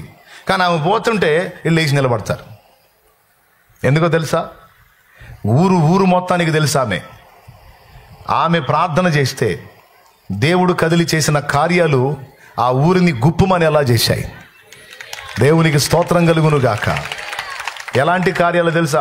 గేదె పాలి లేదనుకో, 2 రోజుల నుంచి పాలి లేదనుకో, పల్లెటూళ్ళలో మరి పశువులే కదా వస్తారు. ఇట్లా అక్క గేదె పాలు ఇయట్లేదంటే పోయిద్ది, దాని మీద చేయించిద్ది, నిలబడి ప్రార్థన చేసిద్ది, భారంగా ప్రార్థన చేసిద్ది, కూర్చోమ్మా అంటుంది, కదలకుండా గేదె పాలు ఇచ్చిద్ది. ఇంక మళ్ళీ తనటం అనేది ఉండదు, సైలెంట్గా పాలు ఇవ్వాల్సిందే. తేలు గుట్టిందని వస్తారు, ఎగురుకుంటా. తేలు గుడితే ఎట్టుంటుంది తెలుసా మీకు? ఎంతమందిని గుట్టింది చేతులు ఎత్తండి. మళ్ళీ హాయిగా ఉంటుందంట తేలు గుడితే. నొప్పి సలుపు భయంకరంగా ఉంటుందంట, ఎగరటమే. అప్పట్లో తేళ్ళు ఎక్కువ. ఆ తేలు గుట్టిన వాళ్ళు వస్తే వాడు ఎగురుకుంటా వచ్చేవాడు కూడా. బాగా వినండి అమ్మ, ఆడవాళ్ళు వినండి, మగవాళ్ళు కూడా వినండి. ప్రార్థన చేస్తే జీవం ఎలా ఉంటుంది, దైవశక్తి ఎలా పనిచేసేది అనేది చెప్తున్నాను నేను. ఎగురుకుంటా వచ్చినవాడు కూడా నూనె తీసుకొని యేసు రక్తం చేయమని చెప్పి అక్కడ రాసి ప్రార్థన చేసింది. అంతలావున ఎగిరేవాడు ఈ ప్రార్థన అయిపోయేసరికి సైలెంట్గా కూర్చుంటాడు. అంతలావున ఎగిరేవాడు గందరగోళం అయిపోయాడు. ఈ ప్రార్థన ఆమేన్ అనేసరికి కదలకుండా కూర్చుంటాడు. ఎందుకో తెలుసా? ఆ విషయం దిగిపోయింది. అలాగున ఆ ఊరు మొత్తంలో ఎవ్వరికి ఏ ప్రాబ్లం అయినా, జ్వరమైనా, రోగాలైనా, ఏ ఇబ్బంది అయినా సరే ఆమె దగ్గర రావటం, ప్రార్థన చేయించుకోవడం. భర్త గమనిస్తూ ఉన్నాడు. ఆయనకేమో యేసు ప్రభు తెలియదు. ఆయన ఏమనుకుంటున్నాడంటే మా ఆవిడ మంత్రగత్తి అనుకుంటున్నాడు. రోజు అడుగుతాడంట, ఆ మంత్రం ఎందుకు చెప్పవే నాకని. మంత్రం లేదు, పాడు లేదా, యేసునామంలో ప్రార్థన చేస్తానంతే, నేను ఏ మంత్రం లేదు, పాడు లేదు, నా ప్రభు శక్తి వాళ్ళని తాగుతుంది, స్వస్థత పొందుతున్నారు అంతేనయ్యా అంటే ఎగిరి తంతాడంట. ఎందుకో తెలుసా? నా దగ్గర నాటకాలు ఆడతావే, భర్త దగ్గర దాచొచ్చా? నువ్వు నా దగ్గరే దాస్తున్నావు అంటే మామూలు దానివి కాదు, నువ్వు ఎన్ని దాచావో నా దగ్గర అని కొట్టేవాడంట. మళ్ళీ ఎవడన్నా తేలుగుట్టినోడు వస్తే ఆయన కళ్ళ ముందే అక్క తేలుగుట్టింది అక్క అనుకుంటా వస్తే ఆమెతో నూనె రాసి ప్రార్థన చేస్తే ప్రార్థన ఆమెనైనా సరే గడి తగ్గిపోతుంది. మళ్ళీ బాత్రూంలో బకెట్ తీసుకెళ్ళి నీళ్ళు పెడతాడంట. ఆమె పోసుకునేటప్పుడు ఆమె బకెట్ నీళ్ళు తీసుకెళ్ళి, ఇదిగో నీ భర్తను అయ్యి ఉంటే నేను నీళ్లు మోస్తున్నాను నీకు, ఆ మంత్రం ఎందుకు చెప్పవే అంటాడంట. అప్పట్లో ఈ మంత్రాలు ఉండేగా. ఆయన ఏమనుకుంటున్నాడంటే ఆవిడ మంత్రగత్త అనుకుంటున్నాడు. ఆమె చెప్పింది ఒకటే సమాధానం, ఏ మంత్రం లేదయ్యా, ఏ తంత్రం లేదు, నా ప్రభు నామంలో ఉన్న శక్తి అయ్యా, అది యేసు నామంలో ఉన్న బలం, అది ఆ నామం అన్ని నామముల కంటే పైనామము, ఆ నామం ఎత్తి ప్రార్థన చేస్తే దానివల్ల జరుగుతున్న ప్రభావం ఇది. నీకు అర్థం కావట్లేదు నేను చెప్పినా, నాకు మంత్రాలు తంత్రాలు తెలియచావయ్యా, నేను అసలు ఆ సెక్షనే నాది కాదు అని ప్రార్థన చేసుకునేదాన్ని, నాకేం తెలుసా ఈ మంత్ర తంత్రాలు అంటే. మళ్ళీ పటాపటా కొట్టేవాడు. నా దగ్గర దాస్తావని. ఒకరోజు పొలానికి వెళ్ళాడు. బామ్మరిది వరుస అయ్యేవాడిని తీసుకొని పొలానికి వెళ్తే ఆ పొలంలో పని చేస్తుంటే, ఆ పని చేసేటప్పుడు ఈ బామ్మరిది వరుస అయ్యేవాడికి మండ్రగబ్బ కుట్టి వాడు ఎగటం మొదలు పెట్టాడు. బాగా అయిపోయింది నా పని అని. కొంతమందికి ధనుర్వాతం అనే జబ్బు ఉంటుంది. కాస్త ఇట్లాంటి వాతపు ఒళ్ళు ఉన్నోళ్ళు ఇట్లాంటివి జరిగినప్పుడు ప్రాణాలు కూడా పోయే అవకాశం ఉంటారు. తలకిందులు అయిపోయి కళ్ళు తేలేసాడు. ఏందిరా అంటే ఇది కుట్టింది బావా అని చూస్తే అది మండ్రగబ్బ. అది ఏం కాదురా అంటే ఇటు తేలేస్తున్నాడు కళ్ళు. అయిపోయింది బావ, నేను బతకను బావ అని చెప్పని తీసుకెళ్ళి చెట్టు కింద బండేసి అరే ఇంటికి పోదాంరా, మీ అప్ప అంటారుగా, అక్క అప్ప ఏదో అంటదరా, 4 ముక్కలు అంటది, ఊరకనే తగ్గిపోయింది. ఎందుకు భయపడతావు అంటే, ఏ కాదు బాబా, ఆడదాకా వచ్చే పరిస్థితి లేదు, నా పని అయిపోయింది అంటున్నాడు.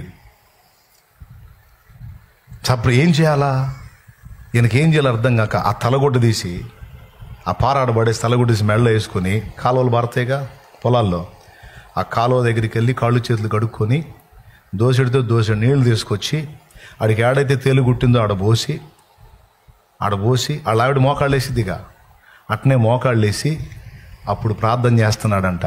ఏమన్నా తెలుసా, నా భార్య దేవుడవైన యేసు ప్రభువా, నా భార్య దేవుడవైన యేసు ప్రభువా, నీకు ఎట్ట చెప్పాలో ఏం చేయాలో నాకైతే తెలియదు, ఆ అమ్మకి తెలుసు, నాకు తెలియదు. వీడు చచ్చేటట్టున్నాడు, అదురుపోయి దయచేసి ఇన్ని బాగు చేయి, ఇన్ని స్వస్థపరచు, వీడికి ఆ విషయం విరిగిపోవాలి, యేసు ప్రభా, విరిగిపోవాలి యేసు ప్రభా అని చెప్పి ఇక మొత్తుకుంటున్నాడు. అది ఇంత వాడు నిద్రపట్టాడు.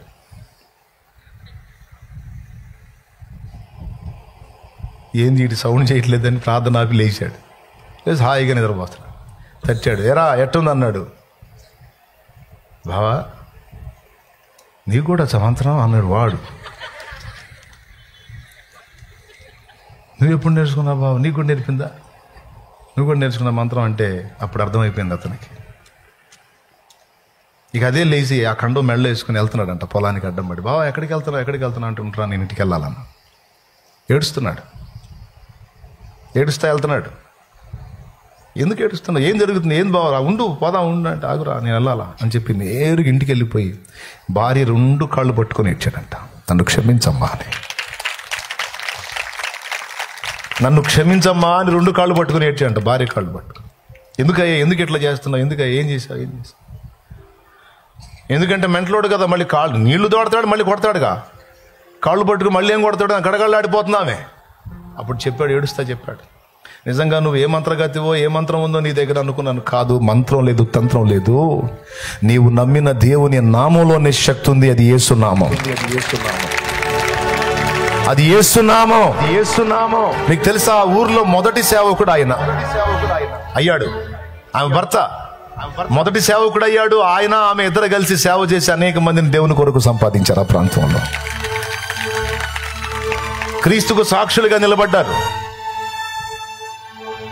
దేవుని కొరకు త్యాగపూరితమైన బుద్ధి కలిగి ప్రతిష్ట కలిగి మనం నిలబడితే మనలోకి వస్తాడమ్మా ఆయన, మనలో నివాసం ఉంటాడు. పరిశుద్ధాత్ముడు మన మీద అభిషేక రూపమై ఉండి మనం తాకిన వ్యక్తుల్ని స్వస్థపరుస్తాడు. మనం అడుగుపెట్టిన స్థలమును ఆశీర్వదిస్తాడు. మనం అడుగుపెట్టిన ఇళ్లను ఆశీర్వదిస్తాడు. మనం మాట్లాడిన వ్యక్తుల హృదయాల్లో మార్పు తీసుకొస్తాడు. ఎక్కడ మనం నిలబడితే అక్కడ ఆయన సన్నిధిని ప్రత్యక్షపరుస్తాడు. సచ్చినా బతికినా అలాంటి బతుకు బతకాలి. సమాజానికి 10 మందికి దీవెనకరంగా 4 ఆత్మల్ని రక్షించే విధంగా బ్రతకాలి. ఎవరికి ఉపయోగం లేని బతుకు ఎందుకు? సరైన భక్తి ఆత్మీయత లేని బతుకు ఎందుకు?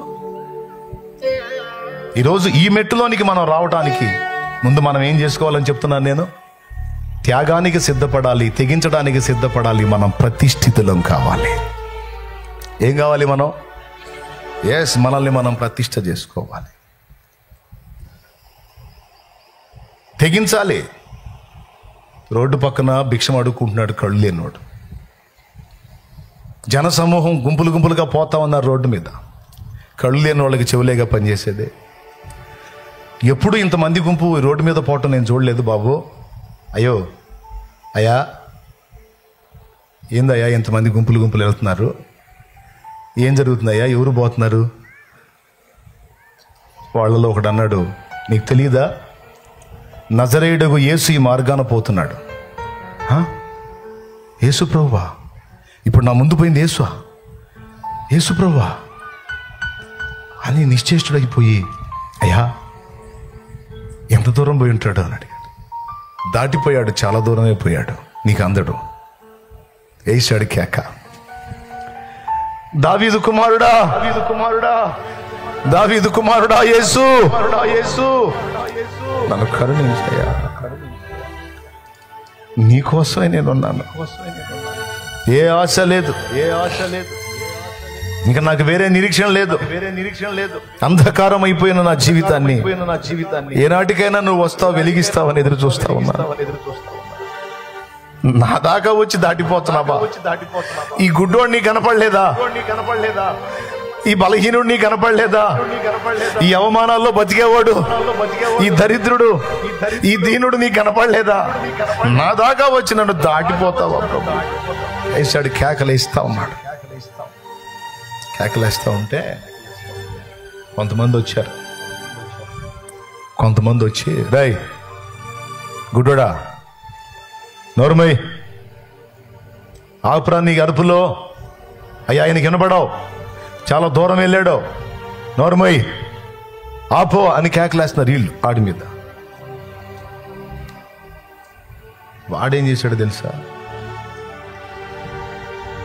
అడుక్కునేవాళ్ళు మనం గెదింతే లోపడతారు. ఎందుకంటే మనం భిక్షం ఏమేమో అనే భయం వాళ్ళకి. ఏమండి, ఇంట్రెస్ట్గా వింటున్నారా? వాళ్ళకి మనం భిక్షం ఏమేమో అని భయపడి మనం గదింతే వాళ్ళు ఆగిపోతారు. కానీ ఈరోజు అతని నిర్ణయం అతని లైఫ్నే ఒక ఆశ్చర్యకరమైన మలుపులోకి తీసుకెళ్ళిద్ది. ఇప్పుడు అతను ఏం చేయాలి అంటే తెగించాలి. ఈ రెండు ఆప్షన్ లేదు. ఒకటి, శాశ్వతంగా గుడ్డి బతుకు బతకడానికి ఫిక్స్ అయిపోవాలి, లేదా ఏమైతే అది అయింది, వీళ్ళు భిక్షం వేస్తే వేశారు, పట్టించుకుంటే పట్టించుకుని, లేకపోతే లేదని తెగించాలి. వాడు రెండోది చేశాడు. ఏం చేశాడు తెలుసా? తెగించాడు. తెగించేశాడు, ఇంకా పెద్ద కేకలేశాడు. దావీదు కుమారుడా నన్ను దాటిపోకయ్యా, నజరేతువాడా నన్ను విడిచిపోకయ్యా, నీవు తప్ప నాకి లోకంలో ఎవరున్నారయ్యా, నీకు తప్ప నాలో ఎవరికి చోటే లేదయ్యా, తప్ప నాకి లోకంలో ఎవరున్నారయ్యా, నీకు తప్ప నాలో ఎవరికి చోటే లేదయ్యా. దేవునికి మహిమ. వేసాడు కేక.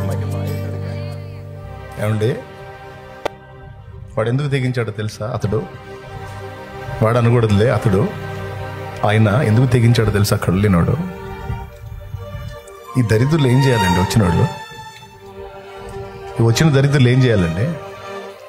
స్వస్థపరిచే దేవుడు సమీపంలో ఉంటే, అరే రే రే రే రే వీడు గుడ్డోడురా, ఆ గుడ్డోడు కళ్ళు తెరిచేవాడు, ఆయన పోతున్నాడు, ఈ తిక్కులోడు చూడలేదనుకుంటా, కళ్ళు లేవుగా, మనమన్నా తీసుకెళ్దాం, ఆ యేసుప్రభుని ఆపండిరా,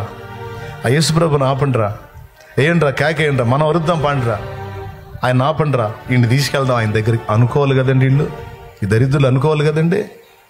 వీళ్ళు ఇతన్ని ఆయన దగ్గరికి చేర్చడానికి సహాయం చేయకపోగా, వీళ్ళు కేకలేసి ఆయన ఆపకపోగా, వీనిని ఆయన దగ్గరికి చేర్చకపోగా, ఆయనకు మొత్తుకుంటున్నాడు నోరు మూపిస్తున్నారు, ఆయనకు మొర్ర పెట్టుకుంటున్నాడు నోరు మూపిస్తున్నారు. ఈ దరిద్రులు వాళ్ళ మాట ఎందుకు లెక్క చేయాలండి?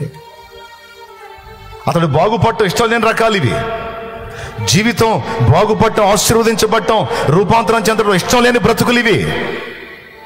వీళ్ళు సాయం చేయరు, సాయం చేసే దగ్గరికి వీళ్ళు పోనీరు, ఇంకా చెప్పాలంటే నోళ్ళు మూపిస్తారు. వీళ్ళు కడుపు మండిపోయింది వాడికి. రే నా గుడ్డి బతుకు మీకు అర్థం కావాలంటే మీ కళ్ళు పోతే మీకు అర్థమవుతురా? నా కంచంలో ఏముందో నాకు తెలియదురా. అరే ఇంత నలుసుబడ్డా మీరు తీసుకొని తింటారు, కానీ నా కంచంలో ఈగలు పడ్డాయో, దోమలు పడ్డాయో, చీమలు పడ్డాయో నాకు తెలియదురా. మిడతలు పడ్డాయో, ఏం పడ్డాయో తెలియదురా. నేను అలా కలుపుకొని తింటా ఉంటే అది నా పంటి కింద పడి నాకు అర్థమైనప్పుడు, నా నోరు వాసన వచ్చినప్పుడు, అయ్యో ఏదో పడినట్టుందని అన్నాన్ని పక్కన పెట్టుకుని ఏడ్చుకుంటా చేతులు కడుక్కుని ఉంటా నేను. నా బాధ మీకు తెలుసురా? కళ్ళు లేని అంధకారపు బ్రతుకు, నా జీవితంలో వెలుగు చూడలేదురా నేను. కనీసం నన్ను కన్నా తల్లి ముఖం నాకు తెలియదు, నా తండ్రి ముఖం, నా ముఖం కూడా నాకు తెలియదురా. రోడ్డు మీద వస్తుంటే కళ్ళు ఉన్నోళ్ళు గేదెలు వస్తున్నాయి, అయ్యో వస్తున్నాయి, పక్కకు తొలుగుతారా? నాకు తెలియదురా. ఎక్కడ గుంటుందో ఎక్కడ మెరగుందో నాకు తెలియదురా. ఎక్కడ పశువులు నా మీదకి వచ్చి పడతాయో నాకు తెలియదు. ఎన్నోసార్లు పశువులు నెట్టినప్పుడు కింద పడి కాళ్ళు దెబ్బతిన్నాయి. గుంటమెట్ట అర్థం కాక పడి ఎన్నోసార్లు నా మోకాళ్ళు కొట్టుకుపోయింది. కన్నీళ్లు రా నా బ్రతుకు, శాపం రా నా బ్రతుకు, ఏడుపు రా నా బ్రతుకు. నా కళ్ళు వెలిగించేవాడు, నన్ను బాగు చేసేవాడు నా ముందుగా పోతుంటే నా కోసం ఆయనను కేక వేసి ఆపకపోగా, నన్ను ఆయన దగ్గరికి చేర్చకపోగా, దరిద్రులారా నా నోరు మూపిస్తారా? మిమ్మల్ని నేను ఎందుకు లెక్క చేయాలరా? నేను మిమ్మల్ని నమ్మను, నేను ఆయననే విశ్వసిస్తాను, నేను ఆయననే నమ్ముకుంటాను. ఎందుకంటే నీలాంటి కఠినుడుగా ఆయన దయగలవాడు. ఎంతో మందిని బతికించినోడు, బాగు చేసినోడు, స్వస్థపరిచినోడు. నా మొర వినడా అని మళ్ళీ పెద్దగా అరిచాడట. దావీదు కుమారుడా అని ఇంకా పెద్దగా వేశాడు. ఆగిపోయాడు యేసయ్య. విశ్వాసాన్ని సిగ్గుపరచని దేవుడు నా దేవుడు, నమ్మికను వమ్ము చేయని దేవుడు నా దేవుడు. ఆయన పేరు నజరేయుడగు యేసు. ఆగిపోయాడు. చక్క నడిచేవాడు టక్కున ఆగిపోయాడు. ఆయన వెనక పెద్ద గుంపు, జన సమూహం, గోల. ఇంత గోలలో ఆ దీనుడి ఆర్తధ్వని విన్నాడు.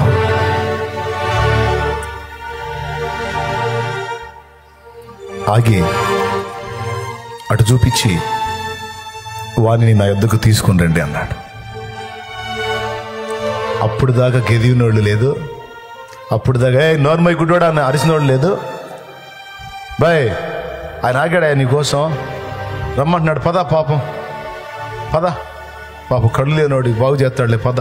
ఒరే అప్పుడు అంతకుముందే గదిని తిరిగదురా, అంతకుముందే గోల్ చేసి తిరిగి గందరగోళం చేస్తే నోరుమై నీకు భిక్షమేమంటే. ఇప్పుడే ఆయన ఆగేసరికి, నా కోసం ఆగేసరికి దయ కలిగిందా నా మీద? సర్లే పండి. ఆయన నిన్ను పిలుస్తున్నాడు, నీ కోసం ఆగాడు అనేసరికి ముందు ఏం చేశాడో తెలుసా? ఫస్ట్ కేకేశాడు. కేక వేయటానికి తెగించాడు, ఆర్తధ్వని చేశాడు. దాన్ని అడ్డగించే వాళ్ళు వస్తే వాళ్ళకి ఎదిరించి తెగించి ఇంకా ఆర్తధ్వని ఎక్కువగా చేశాడు. యేసు నీ కొరకు ఆగాడు, నిలిచున్నాడు అన్న విషయం తెలుసుకుంది. రెండో పని ఏం చేశాడో తెలుసా? చేతిలో ఉన్న కర్ర పరుచుకొని అడుక్కుంటాడు కదా బట్ట. అప్పటిదాకా ఆ గుడ్డితనానికి ఆధారమైనవి ఏవైతే ఉన్నాయో వాటిని నిశ్చిరవతల పడేశాడు. ఎందుకో తెలుసా? విన్నాడు నా ఆర్తధ్వని, వస్తాయి నా కళ్ళు. విన్నాడు నా ఆర్తధ్వని, ఆగాడు నా ప్రభు. మారితే ఇక నా జీవితం మారిపోయింది. ఇక నా జీవితం కళ్ళు వచ్చినప్పుడు కదా అవన్నీ పారేయాల్సింది. ఒక్కసారి ఆలోచించండి. కళ్ళు వచ్చినప్పుడు కదా అవన్నీ పారేయాల్సింది. ఇదేంది రాకుండానే పారేశాడు? ఒకవేళ ఆయన కళ్ళు ఇగిపోతే ఏమైంది? ఆ అనుమానం అతనికి లేదు, ఆ అనుమానం అతనికి లేదు. విశ్వాసం ఉంది. ఈరోజు మనలో అలాంటి నిశ్చయిత ఎంతమందికి ఉంది? ప్రార్థన చేసి ఆర్తధ్వని చేస్తాం, ఆర్తధ్వని ఆయన దగ్గరికి వెళ్ళింది, జవాబు వచ్చింది ఖాయము అనే నిశ్చయితతో వాడు తెగించినట్టు తెగించే వాళ్ళు ఎంతమంది? 3 తెగించాడు. మొట్టమొదటిది దాటిపోయాడు, ఇంకేం అందుతాడు అనుకోలేదు. వేద్దాం కేక, వినపడ్డ కాడికి వినపడిద్దని పెద్దగా కేక వేయటానికి తెగించాడు. రెండవది అడ్డగించే వాళ్ళని ఎదిరించడానికి తెగించాడు. మూడవది ఆ పాత స్థితిని, ఆ పాత గతిని, ఆ పాత అనుభవాల్ని విసర్జించడానికి ఇష్టపడ్డాడు. పాత అనుభవాలని, ఆ పాత శాపగ్రస్తమైన జీవితాన్ని ఇక నాకు అక్కర్లేదు, నా ప్రభు నా స్వరం విన్నాడు, నా కోసం ఆగాడు, నేను ఆయన దగ్గరికి వెళ్ళిపోతాను, నేను ఆయన దగ్గరికి వెళ్తాను, నా జీవితం విప్లవాత్మకంగా మార్చగలిగే సమర్థుడు నా కోసం నిలబడ్డాడు, నేను ఆయన యందు విశ్వాసం ఉంచుతున్నాను, నేను ఆయన మీద ఆనుకుంటానని ఈ ప్రాచీన అనుభవాలన్నీ విసర్జించాడు. ఈరోజు ఇక్కడ కూర్చున్న మీతో నా దేవుడు మాట్లాడుతున్నాడు. ఇక్కడ కూర్చున్న మీతో నా తండ్రి మాట్లాడుతున్నాడు. ఈరోజు నీ కోసం ఆయన నిలిచున్నాడు. ప్రభువుకి నువ్వు కావాలి, ప్రభువుకి నువ్వు కావాలి. నీ జీవితం ఆయనకు అందుబాటులోకి వస్తే ఆయన రక్తంతో నిన్ను కడిగి పరిశుద్ధపరిచి నూతనమైన జీవాన్ని నీకు ఇచ్చి సమాజానికి ఆశీర్వాద కారణంగా, సమాజానికి దీవెనకరంగా, అనేక మందికి నువ్వు ఒక ఆశీర్వాదంగా మారేటట్టు నిన్ను చేయడానికి నా ప్రభు నీ కోసం ఎదురు చూస్తున్నాడు. నా ప్రభువుకి నువ్వు కావాలి అంటున్నాడు ఆయన. తెగించగలవా యేసయ్య కోసం? ప్రాచీన జీవితాన్ని విసర్జించి నూతన జన్మ అనుభవంలోనికి రావడానికి తెగించగలవా? నీ జీవితాన్ని యేసు ప్రభు చేతికి అప్పగించడానికి తెగించగలవా? నా యేసు ప్రభు మాట విని ప్రతిష్ఠితుడవై, ప్రతిష్ఠితురాలివై, పవిత్రత కలిగి అనేకుల కొరకు ప్రార్థన చేసే వ్యక్తిగా, సమాజాన్ని వెలిగించగలిగే వ్యక్తిగా నిన్ను నువ్వు ప్రతిష్ఠ చేసుకోవడానికి తెగించగలవా? నువ్వు అలా తెగించి నిలబడితే నిన్ను వెలిగించడానికి నా దేవుడు సిద్ధం. 2006వ సంవత్సరంలో నేను నిలబడ్డా. నా ప్రభువా, ఇదిగో నేను సిద్ధపడుతున్నాను ప్రభువా, నువ్వు చెప్పిన వాటన్నిటిని నెరవేర్చడానికి నేను తెగిస్తున్నాను తండ్రి అని నిలిచాను. ఆ రోజు నుంచి ఈ రోజు దాకా ఆయన కృపతో నన్ను నింపి ఆయన దయతో వాడుకుంటున్నాడు నా ప్రభు. హల్లెలూయా. దానికంటే ముందు ఒకదానికి తెగించాను. నా కుటుంబ సభ్యులు ఎవరు మారలా. 2002 ఏప్రిల్ 17వ తారీఖున యేసు ప్రభుని నా సొంత రక్షకునిగా అంగీకరించి మారు మనసు పొంది పాప క్షమాపణ నిమిత్తం బాప్తిస్మం పొంది నా పాపిష్టి జీవితాన్ని కడిగేసుకొని క్రొత్త జన్మ అనుభవంలోనికి రావడానికి తెగించాను. అది మొదటి తెగింపు. నా ఫ్యామిలీ ఏమనుకుంటారో, నా ఫ్రెండ్స్ ఏమనుకుంటారో, ఎవడేమనుకుంటాడో, నా బంధువులు ఏమనుకుంటారో తీసి అవతల పెట్టేశాను. 25-30 మొక్కులు ఉన్నాయి దాదాపు. తీర్చాల్సిన మొక్కులు ఒక్కటి కూడా తీర్చలా. మారు మనసు పొందని యేసు ప్రభు నిజమైన దేవుడు అని అర్థమైపోయింది. నా పాపములన్నిటినీ కడగటానికి ఆయన తన రక్తాన్ని నా కోసం చిందించాడని అర్థమైపోయింది. ఈ భూమి మీద అనిపించే శ్రమలు కాదు, ఇంతకంటే ఘోరమైన శ్రమ నరకాగ్ని అని అర్థమైంది.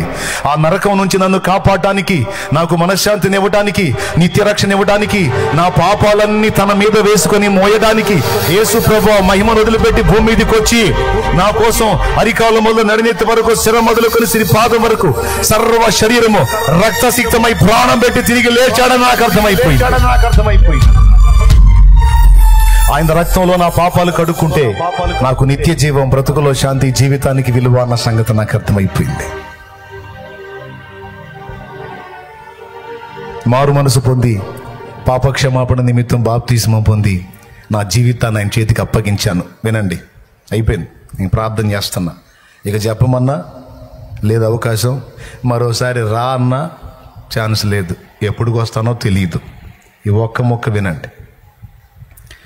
నేను తెగించినటువంటి తెగింపు నాకు వ్యర్థం కాల. సరైన టైంలో నేను తీసుకున్న సరైన నిర్ణయం నా లైఫ్ని ఆశ్చర్యకరమైన మలుపు తిప్పి నా బ్రతుకును ధన్యం చేసింది. కొడితే గట్టిగా. ఈరోజు ఇక్కడ బాప్తిస్మం పొందిన వాళ్ళు ఎంతమందో చేతులు ఎత్తండి. పొందిన వాళ్ళు దించండి. నేను ఇంకా బాప్తిస్మం పొందలేదన్నా, నా జీవితాన్ని యేసయ్య చేతికి ఇంకా అప్పజెప్పలేదన్నా అన్నోళ్ళు చేతులు ఎత్తండి.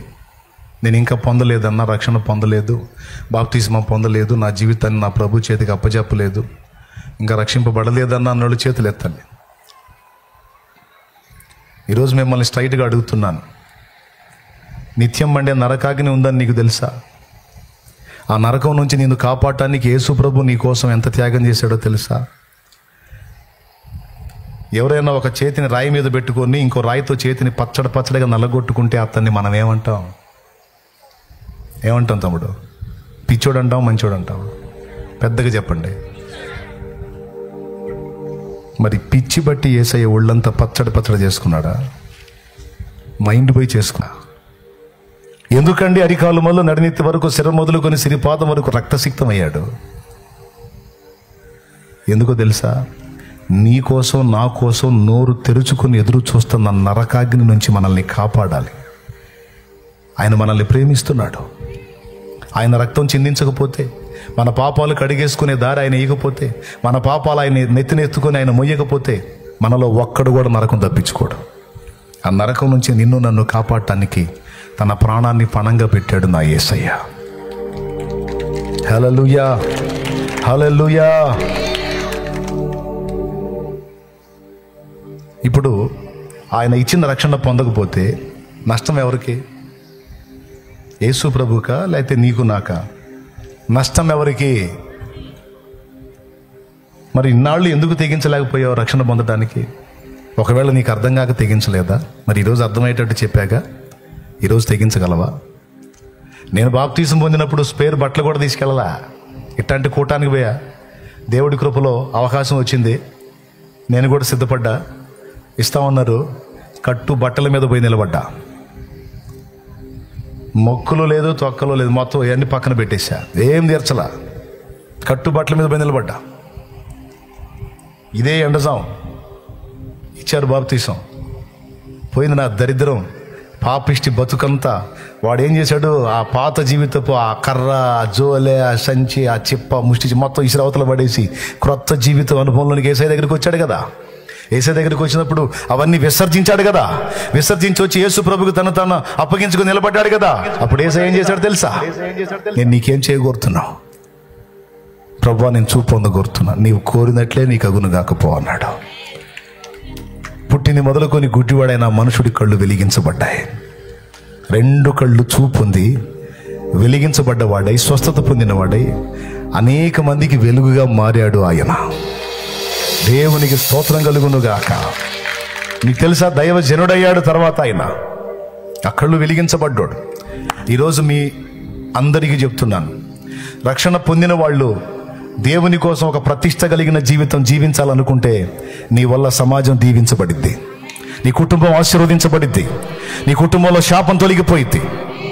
రక్షణ పొందిన వాళ్ళకి చేయాల్సినటువంటి తీర్మానం చెప్తున్నాను. ఇంకా రక్షణ పొందలేదన్నా, నేను పాపిగానే ఉన్నానన్నా, నరక కూపంలోనే ఉన్నానన్నా అంటావా? ఈరోజు నీ కోసమే నన్ను పంపాడు. మారు మనసు పొంది నేను బాప్తిస్మం పొందడానికి సిద్ధమన్నా అన్నవాళ్ళు ఎవరైనా ఉంటే లేచి నిలబడండి. ఇదే టైం. రా తమ్ముడు, ముందుకు రా. ఎవరు సిద్ధపడ్డారో, అన్న నాకు రక్షణ కావాలి, నా జన్మ కర్మ పాపాలు కడిగేసుకొని ఈరోజు నేను నూతన సృష్టి అవుతాను, నాకొద్దు ఈ పాడు బతుకి పాప బతుకొద్దు, నా బ్రతుకుని నా యేసయ్యకి అంకితం చేసుకుంటాను, నేను క్రీస్తు కొరకు సాక్షిగా బతుకుతాను అన్నవాళ్ళు ఎవరు రక్షణ కావాలో నడు రా. బాప్తిస్మం కొరకు రావాలనుకున్న వాళ్ళు రండి, ముందుకు వచ్చి నా ఎదురు నిలబడండి. ఎవరికి రక్షణ కావాలో, ఈ టైం దాటిపోతే మళ్ళా రేపు నీకు నేను చెప్పను, నాకు అవకాశం దొరకదు. నడు, త్వరగా రాడు. అక్కడే ఉండున్నాను, అక్కడ ఉండున్నాను. పురుషులు అక్కడ నిలబడండి. రండి. నాకు యేసు కావాలి, నేను ఆయన రక్తంలో నా పాపాలు కడిగేసుకోవాలి, నేను బాప్తిస్మం అనుభవంలోనికి రావాలి, నేను పరిశుద్ధపరచబడాలి, నాకు నిత్య జీవం కావాలి, నా ప్రాచీన బ్రతుకుని విసర్జించుకుంటున్నాను, నాకు నా ప్రభువు కావాలి. యేసయ్య అంటున్నాడు, నా కుమారి, నా కుమారుడా, నీవు కావాలి నాకు, దా, నా రక్తంతో నిన్ను కడిగి పరిశుద్ధపరుస్తాను. ఆ శాపగ్రస్తమైన అనుభవాల్లోంచి బయటికి రా, ఆ పాపంలో నుంచి బయటికి రమ్మని నా ప్రభు పిలుస్తున్నాడు. చెవులారా మీరు వింటున్నారు, ఈ కూటమి అయిపోతుంది, ఇక నేను వెళ్ళిపోతాను, కాసేపట్లో నేను జంపు. మర్యాదగా సిద్ధపడి రక్షణ పొందుతావా? ధన్యుడివి, ధన్యురాలివి. నీకోసమే ఆయన నిలబడ్డాడు, నీకోసమే పిలుస్తున్నాడు. ఇంత స్పష్టంగా అర్థమై కూడా నీ జీవితాన్ని ఇంకా నా ప్రభువుకి అప్పగించకపోతే నీకోసం నోరు తెరుచుకున్న నరకం నుంచి నిన్ను కాపాడే దిక్కే లేదు. నీ బ్రతుకంతా ఇక నువ్వు ఈ పాప భారాన్ని మోస్తూ అనుభవిస్తూ తిరగాల్సిందే. నాకొద్దు, నాకు రక్షణ కావాలంటావో పరిగెత్తు. ఇదిగో ముందుకు వచ్చిన ఈ బిడ్డలు బట్టి చప్పట్లు బట్టి దేవుని మహిమ పరుద్దామా. నేను వెళ్ళిన దగ్గరల్లా పిలుస్తా, ఎందుకంటే దేవుడు సిద్ధపరుస్తాడు ఆత్మల్ని. ఖచ్చితంగా పిలుస్తా, ఎందుకంటే పిలవకపోతే నా తప్పు. అడుగుతాడు, ఎరా చెప్పావా, రక్షణ కొరకు పిలిచావా, బాప్తిసం పొందమని బోధించావా, హెచ్చరిక చేశావా అని అడుగుతాడు. నేనేం చెప్పాలి? ఇప్పుడు నా తప్పులే, చెప్పాను ప్రభువా, చెవులారా విన్నారు, అనుభవాలు చెప్పాను, నా జీవితాన్ని సాక్ష్యంగా చూపించాను అని చెబుతాను. ఇంకప్పుడు నన్ను లెక్క అడగడు, పొందని వాళ్ళని అడుగుతాడు లెక్క. నిన్ను వెండి అడిగానా, బంగారం అడిగానా, డబ్బులు అడిగానా? నా యందు విశ్వాసం ఉంచి నమ్మి బాప్తిస్మం పొందు, రక్షింపబడతావని చెప్పా. పాపాలు కడిగేసుకో నా రక్తంలో అని చెప్పా. ఇంత మంచి మాట చెప్తే నువ్వు ఎందుకు నిర్లక్ష్యం చేశావు? పో, నువ్వు నరకాన్ని కోరుకున్నావుగా, ఆడికే పో. నువ్వు నన్ను కోరుకోలేదుగా, నా మాట నమ్మలేదుగా, నన్ను విసర్జించావుగా, పో అంటాడు. అగ్ని ఆరని పురుగు చావని ఘోరమైన ప్రదేశానికి వెళ్ళాలి. మార్కు సువార్త 16వ అధ్యాయం 16వ వచనం త్వరగా చదవండి. మార్కు సువార్త 16:16 ఏముందో చూడు. నా మాట, దేవుని మాట చూడు, విను, చెవులు రెక్కించుకొని విను. నమ్మి బాప్తిసం పొందినవాడు రక్షింపబడును, నమ్మని వానికి శిక్ష విధింపబడును. అది ప్రకటన గ్రంథం 20వ అధ్యాయం 15వ వచనం ఏం చెప్తుందో విను. ఎవని పేరైనను జీవగ్రంథమందు వ్రాయబడినట్టు కనబడని ఎడల, ఎవని పేరైనను జీవగ్రంథమందు వ్రాయబడినట్టు కనబడని ఎడల వాడు అగ్నిగుండములో పడవేయబడెను. అది దేవుని వాక్యం, అది అబద్ధం కాదు, పచ్చి నిజం. ఈ రోజు ఈ వయసు పొంగులు, యవ్వన పొంగులు, ఈ రంగులు, ఈ హంగులన్నీ ఎప్పుడు ఆవిరైపోతాయో తెలియదు, ఎప్పుడు మారిపోతాయో తెలియదు. నీ కాడికి హంగులు పొంగులతో విర్రవీగినోళ్ళు ఇప్పుడు బొందలగడ్డలో బొబ్బున్నారు. నీ బతుకెప్పుడో తెలియదు, నా బతుకెప్పుడో తెలియదు. దీపం ఉన్నప్పుడే ఇల్లు చక్కబెట్టుకున్న వాళ్ళు ధన్యులు. నేడు అను సమయం ఉండగానే మారు మనసు పొంది బాప్తిస్మం పొందిన వారు ధన్యులు. వారు నిత్య నరకాగ్ని నుంచి కాపాడబడతారు. నా ధర్మం నేను చెప్పా. ఇదిగో అనేక మంది రక్షణకు తీర్మానం చేసుకొని ముందుకొచ్చారు. వీరిని బట్టి చప్పట్లు కొట్టి నా దేవుడిని మహిమపరుద్దామా? గట్టిగా కొడదామా?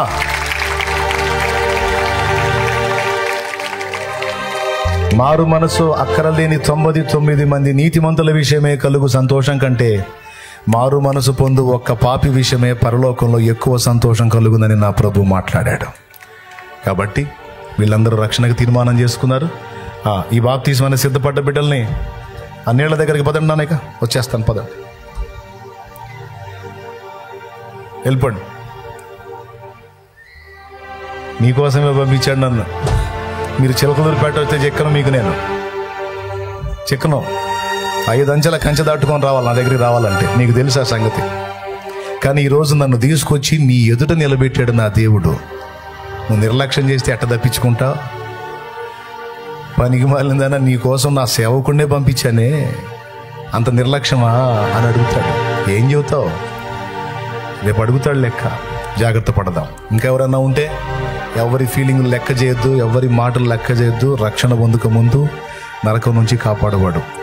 అందరికీ చెబుతున్నాయి. లైవ్లో వీక్షించే వాళ్ళు ఎవరైనా ఉంటే, లైవ్ ఉందిరా, ఇంకా ఎవరైనా మారు మనసు పొందకపోతే మారు మనసు పొందండి, రక్షణ పొందకపోతే రక్షణ పొందండి. రక్షణ పొంది అటు ఇటుగా ఉంటే ప్రతిష్ఠితులు కండి, దేవుని కొరకు నిలబడండి, త్యాగం చేయడానికి సిద్ధపడండి, పవిత్రతను కాపాడుకోవడానికి సిద్ధపడండి. నా దేవుడు నిన్ను బలంగా వాడుకోబోతున్నాడు. నా దేవుడు నీ ఇంటిని ఆశీర్వదించడం కాదు, అనేక ఇళ్లలోకి నువ్వు అడుగు పెట్టినప్పుడు ఆ ఇల్లు ఆశీర్వదించబడేటట్టు నా తండ్రి నిన్ను అభిషేకం చేయబోతున్నాడు. నువ్వు తాకిన వ్యక్తులు బాగుపడేటట్టు, నువ్వు మాట్లాడిన వ్యక్తులు మారిపోయేటట్టు, నువ్వు అడుగుపెట్టిన గృహాలు ఆశీర్వదించబడేటట్టు, నువ్వు అడుగుపెట్టిన సమాజాలు రక్షింపబడేటట్టు నా దేవుడు నిన్ను వెలిగించబోతున్నాడు. చప్పట్లు కొట్టు. నా తండ్రి నీకు స్తోత్రం. హల్లెలూయా. సిద్ధపడు. నిలవబెట్టుకుని నాతో మాతో మా అందరితో కూడా మీరు మాట్లాడిన మాటలన్నిటిని బట్టి మీకు స్తోత్రాలు, వందనాలు, కృతజ్ఞతలు చెల్లిస్తూ ఉన్నాం ప్రభువా. మధ్యాహ్నపు వేళ మీరు మాట్లాడిన మాటల చొప్పున ఇక్కడ ఉన్న ఒక్కొక్కరి జీవితం కట్టబడడానికి సహాయం దయచేయండి తండ్రి.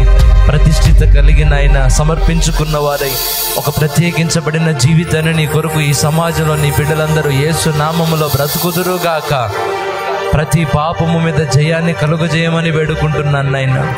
మాటల్లో, చూపుల్లో, నడకల్లో నాయన ప్రతి విషయంలో కూడా సమాజానికి మాదిరికరమైన బ్రతుకడానికి నా తండ్రి ఒక్కొక్కరికి కృప దయచేయమని వేడుకుంటున్నాం ప్రభువా. అలాగనే పాప జీవితాన్ని విడిచిపెట్టడానికి తెగింపు దయచేయండి. నీ కొరకు అడుగులు ముందుకు వేయడానికి తెగింపు దయచేయండి. నీ కొరకు ప్రతిష్ఠిత కలిగి బ్రతకడానికి కావలసిన ఆ తెగువ ప్రతి ఒక్కరికి దయచేయమని వేడుకుంటున్నాం ప్రభువా. ఇంకా బాప్తిస్మం పొందకుండా ఉన్నవాళ్ళు ఒక తెగింపుతో అడుగు వేసి బాప్తిస్మం పొందడానికి సహాయం దయచేయండి నాయన. మీరు అనేక మందిని బాప్తిస్మానికి సిద్ధపరిచారు, మీకు స్తోత్రాలు ప్రభువా. నీకు వందనాలు చెల్లిస్తూ ఉన్నాం తండ్రి. ఈ ప్రాంగణానికి చేరి వచ్చిన ఒక్కొక్కరిని దీవించండి ప్రభువా. వారు ఎదుర్కొంటున్న ప్రతి శోధన యేసు నామములో తొలగిపోవును గాక. వ్యాధి బాధల నుండి యేసు నామములో విడుదల కలుగును గాక. ప్రతి చీకటి నీ బిడ్డల కుటుంబాల్లో నుండి తొలగిపోవును గాక. క్షేమ సమాధానాలు కలుగజేయండి. పాప జీవితం తొలగిపోవాలి ప్రభువా. లోకానుసారమైన జీవితం తొలగిపోవాలయ్యా. సేవకులు నీ కొరకు ప్రతిష్ఠించబడాలయ్యా. పరిచారకులు నీ కొరకు ప్రతిష్ఠించబడాలయ్యా. చేరి వచ్చిన ఒక్కొక్కరు నీ కొరకు ప్రతిష్ఠించబడి నీ కొరకు బ్రతకడానికి సహాయం దయచేయండి. నీకు స్తోత్రాలు ప్రభువా. జరుగుతున్న బాప్తిస్మల కార్యక్రమాన్ని ఆశీర్వాదకరంగా జరిగించండి. జరగబోతున్న మందిర ప్రతిష్ఠ కార్యక్రమాన్ని ఆశీర్వాదకరంగా మీరు జరిగించండి. నీకు వందనాలు, స్తుతులు, స్తోత్రాలు, కృతజ్ఞతలు చెల్లిస్తూ యేసు నామములో అడిగి ప్రార్థించి వేడుకుంటున్నాము తండ్రి. ఆమేన్.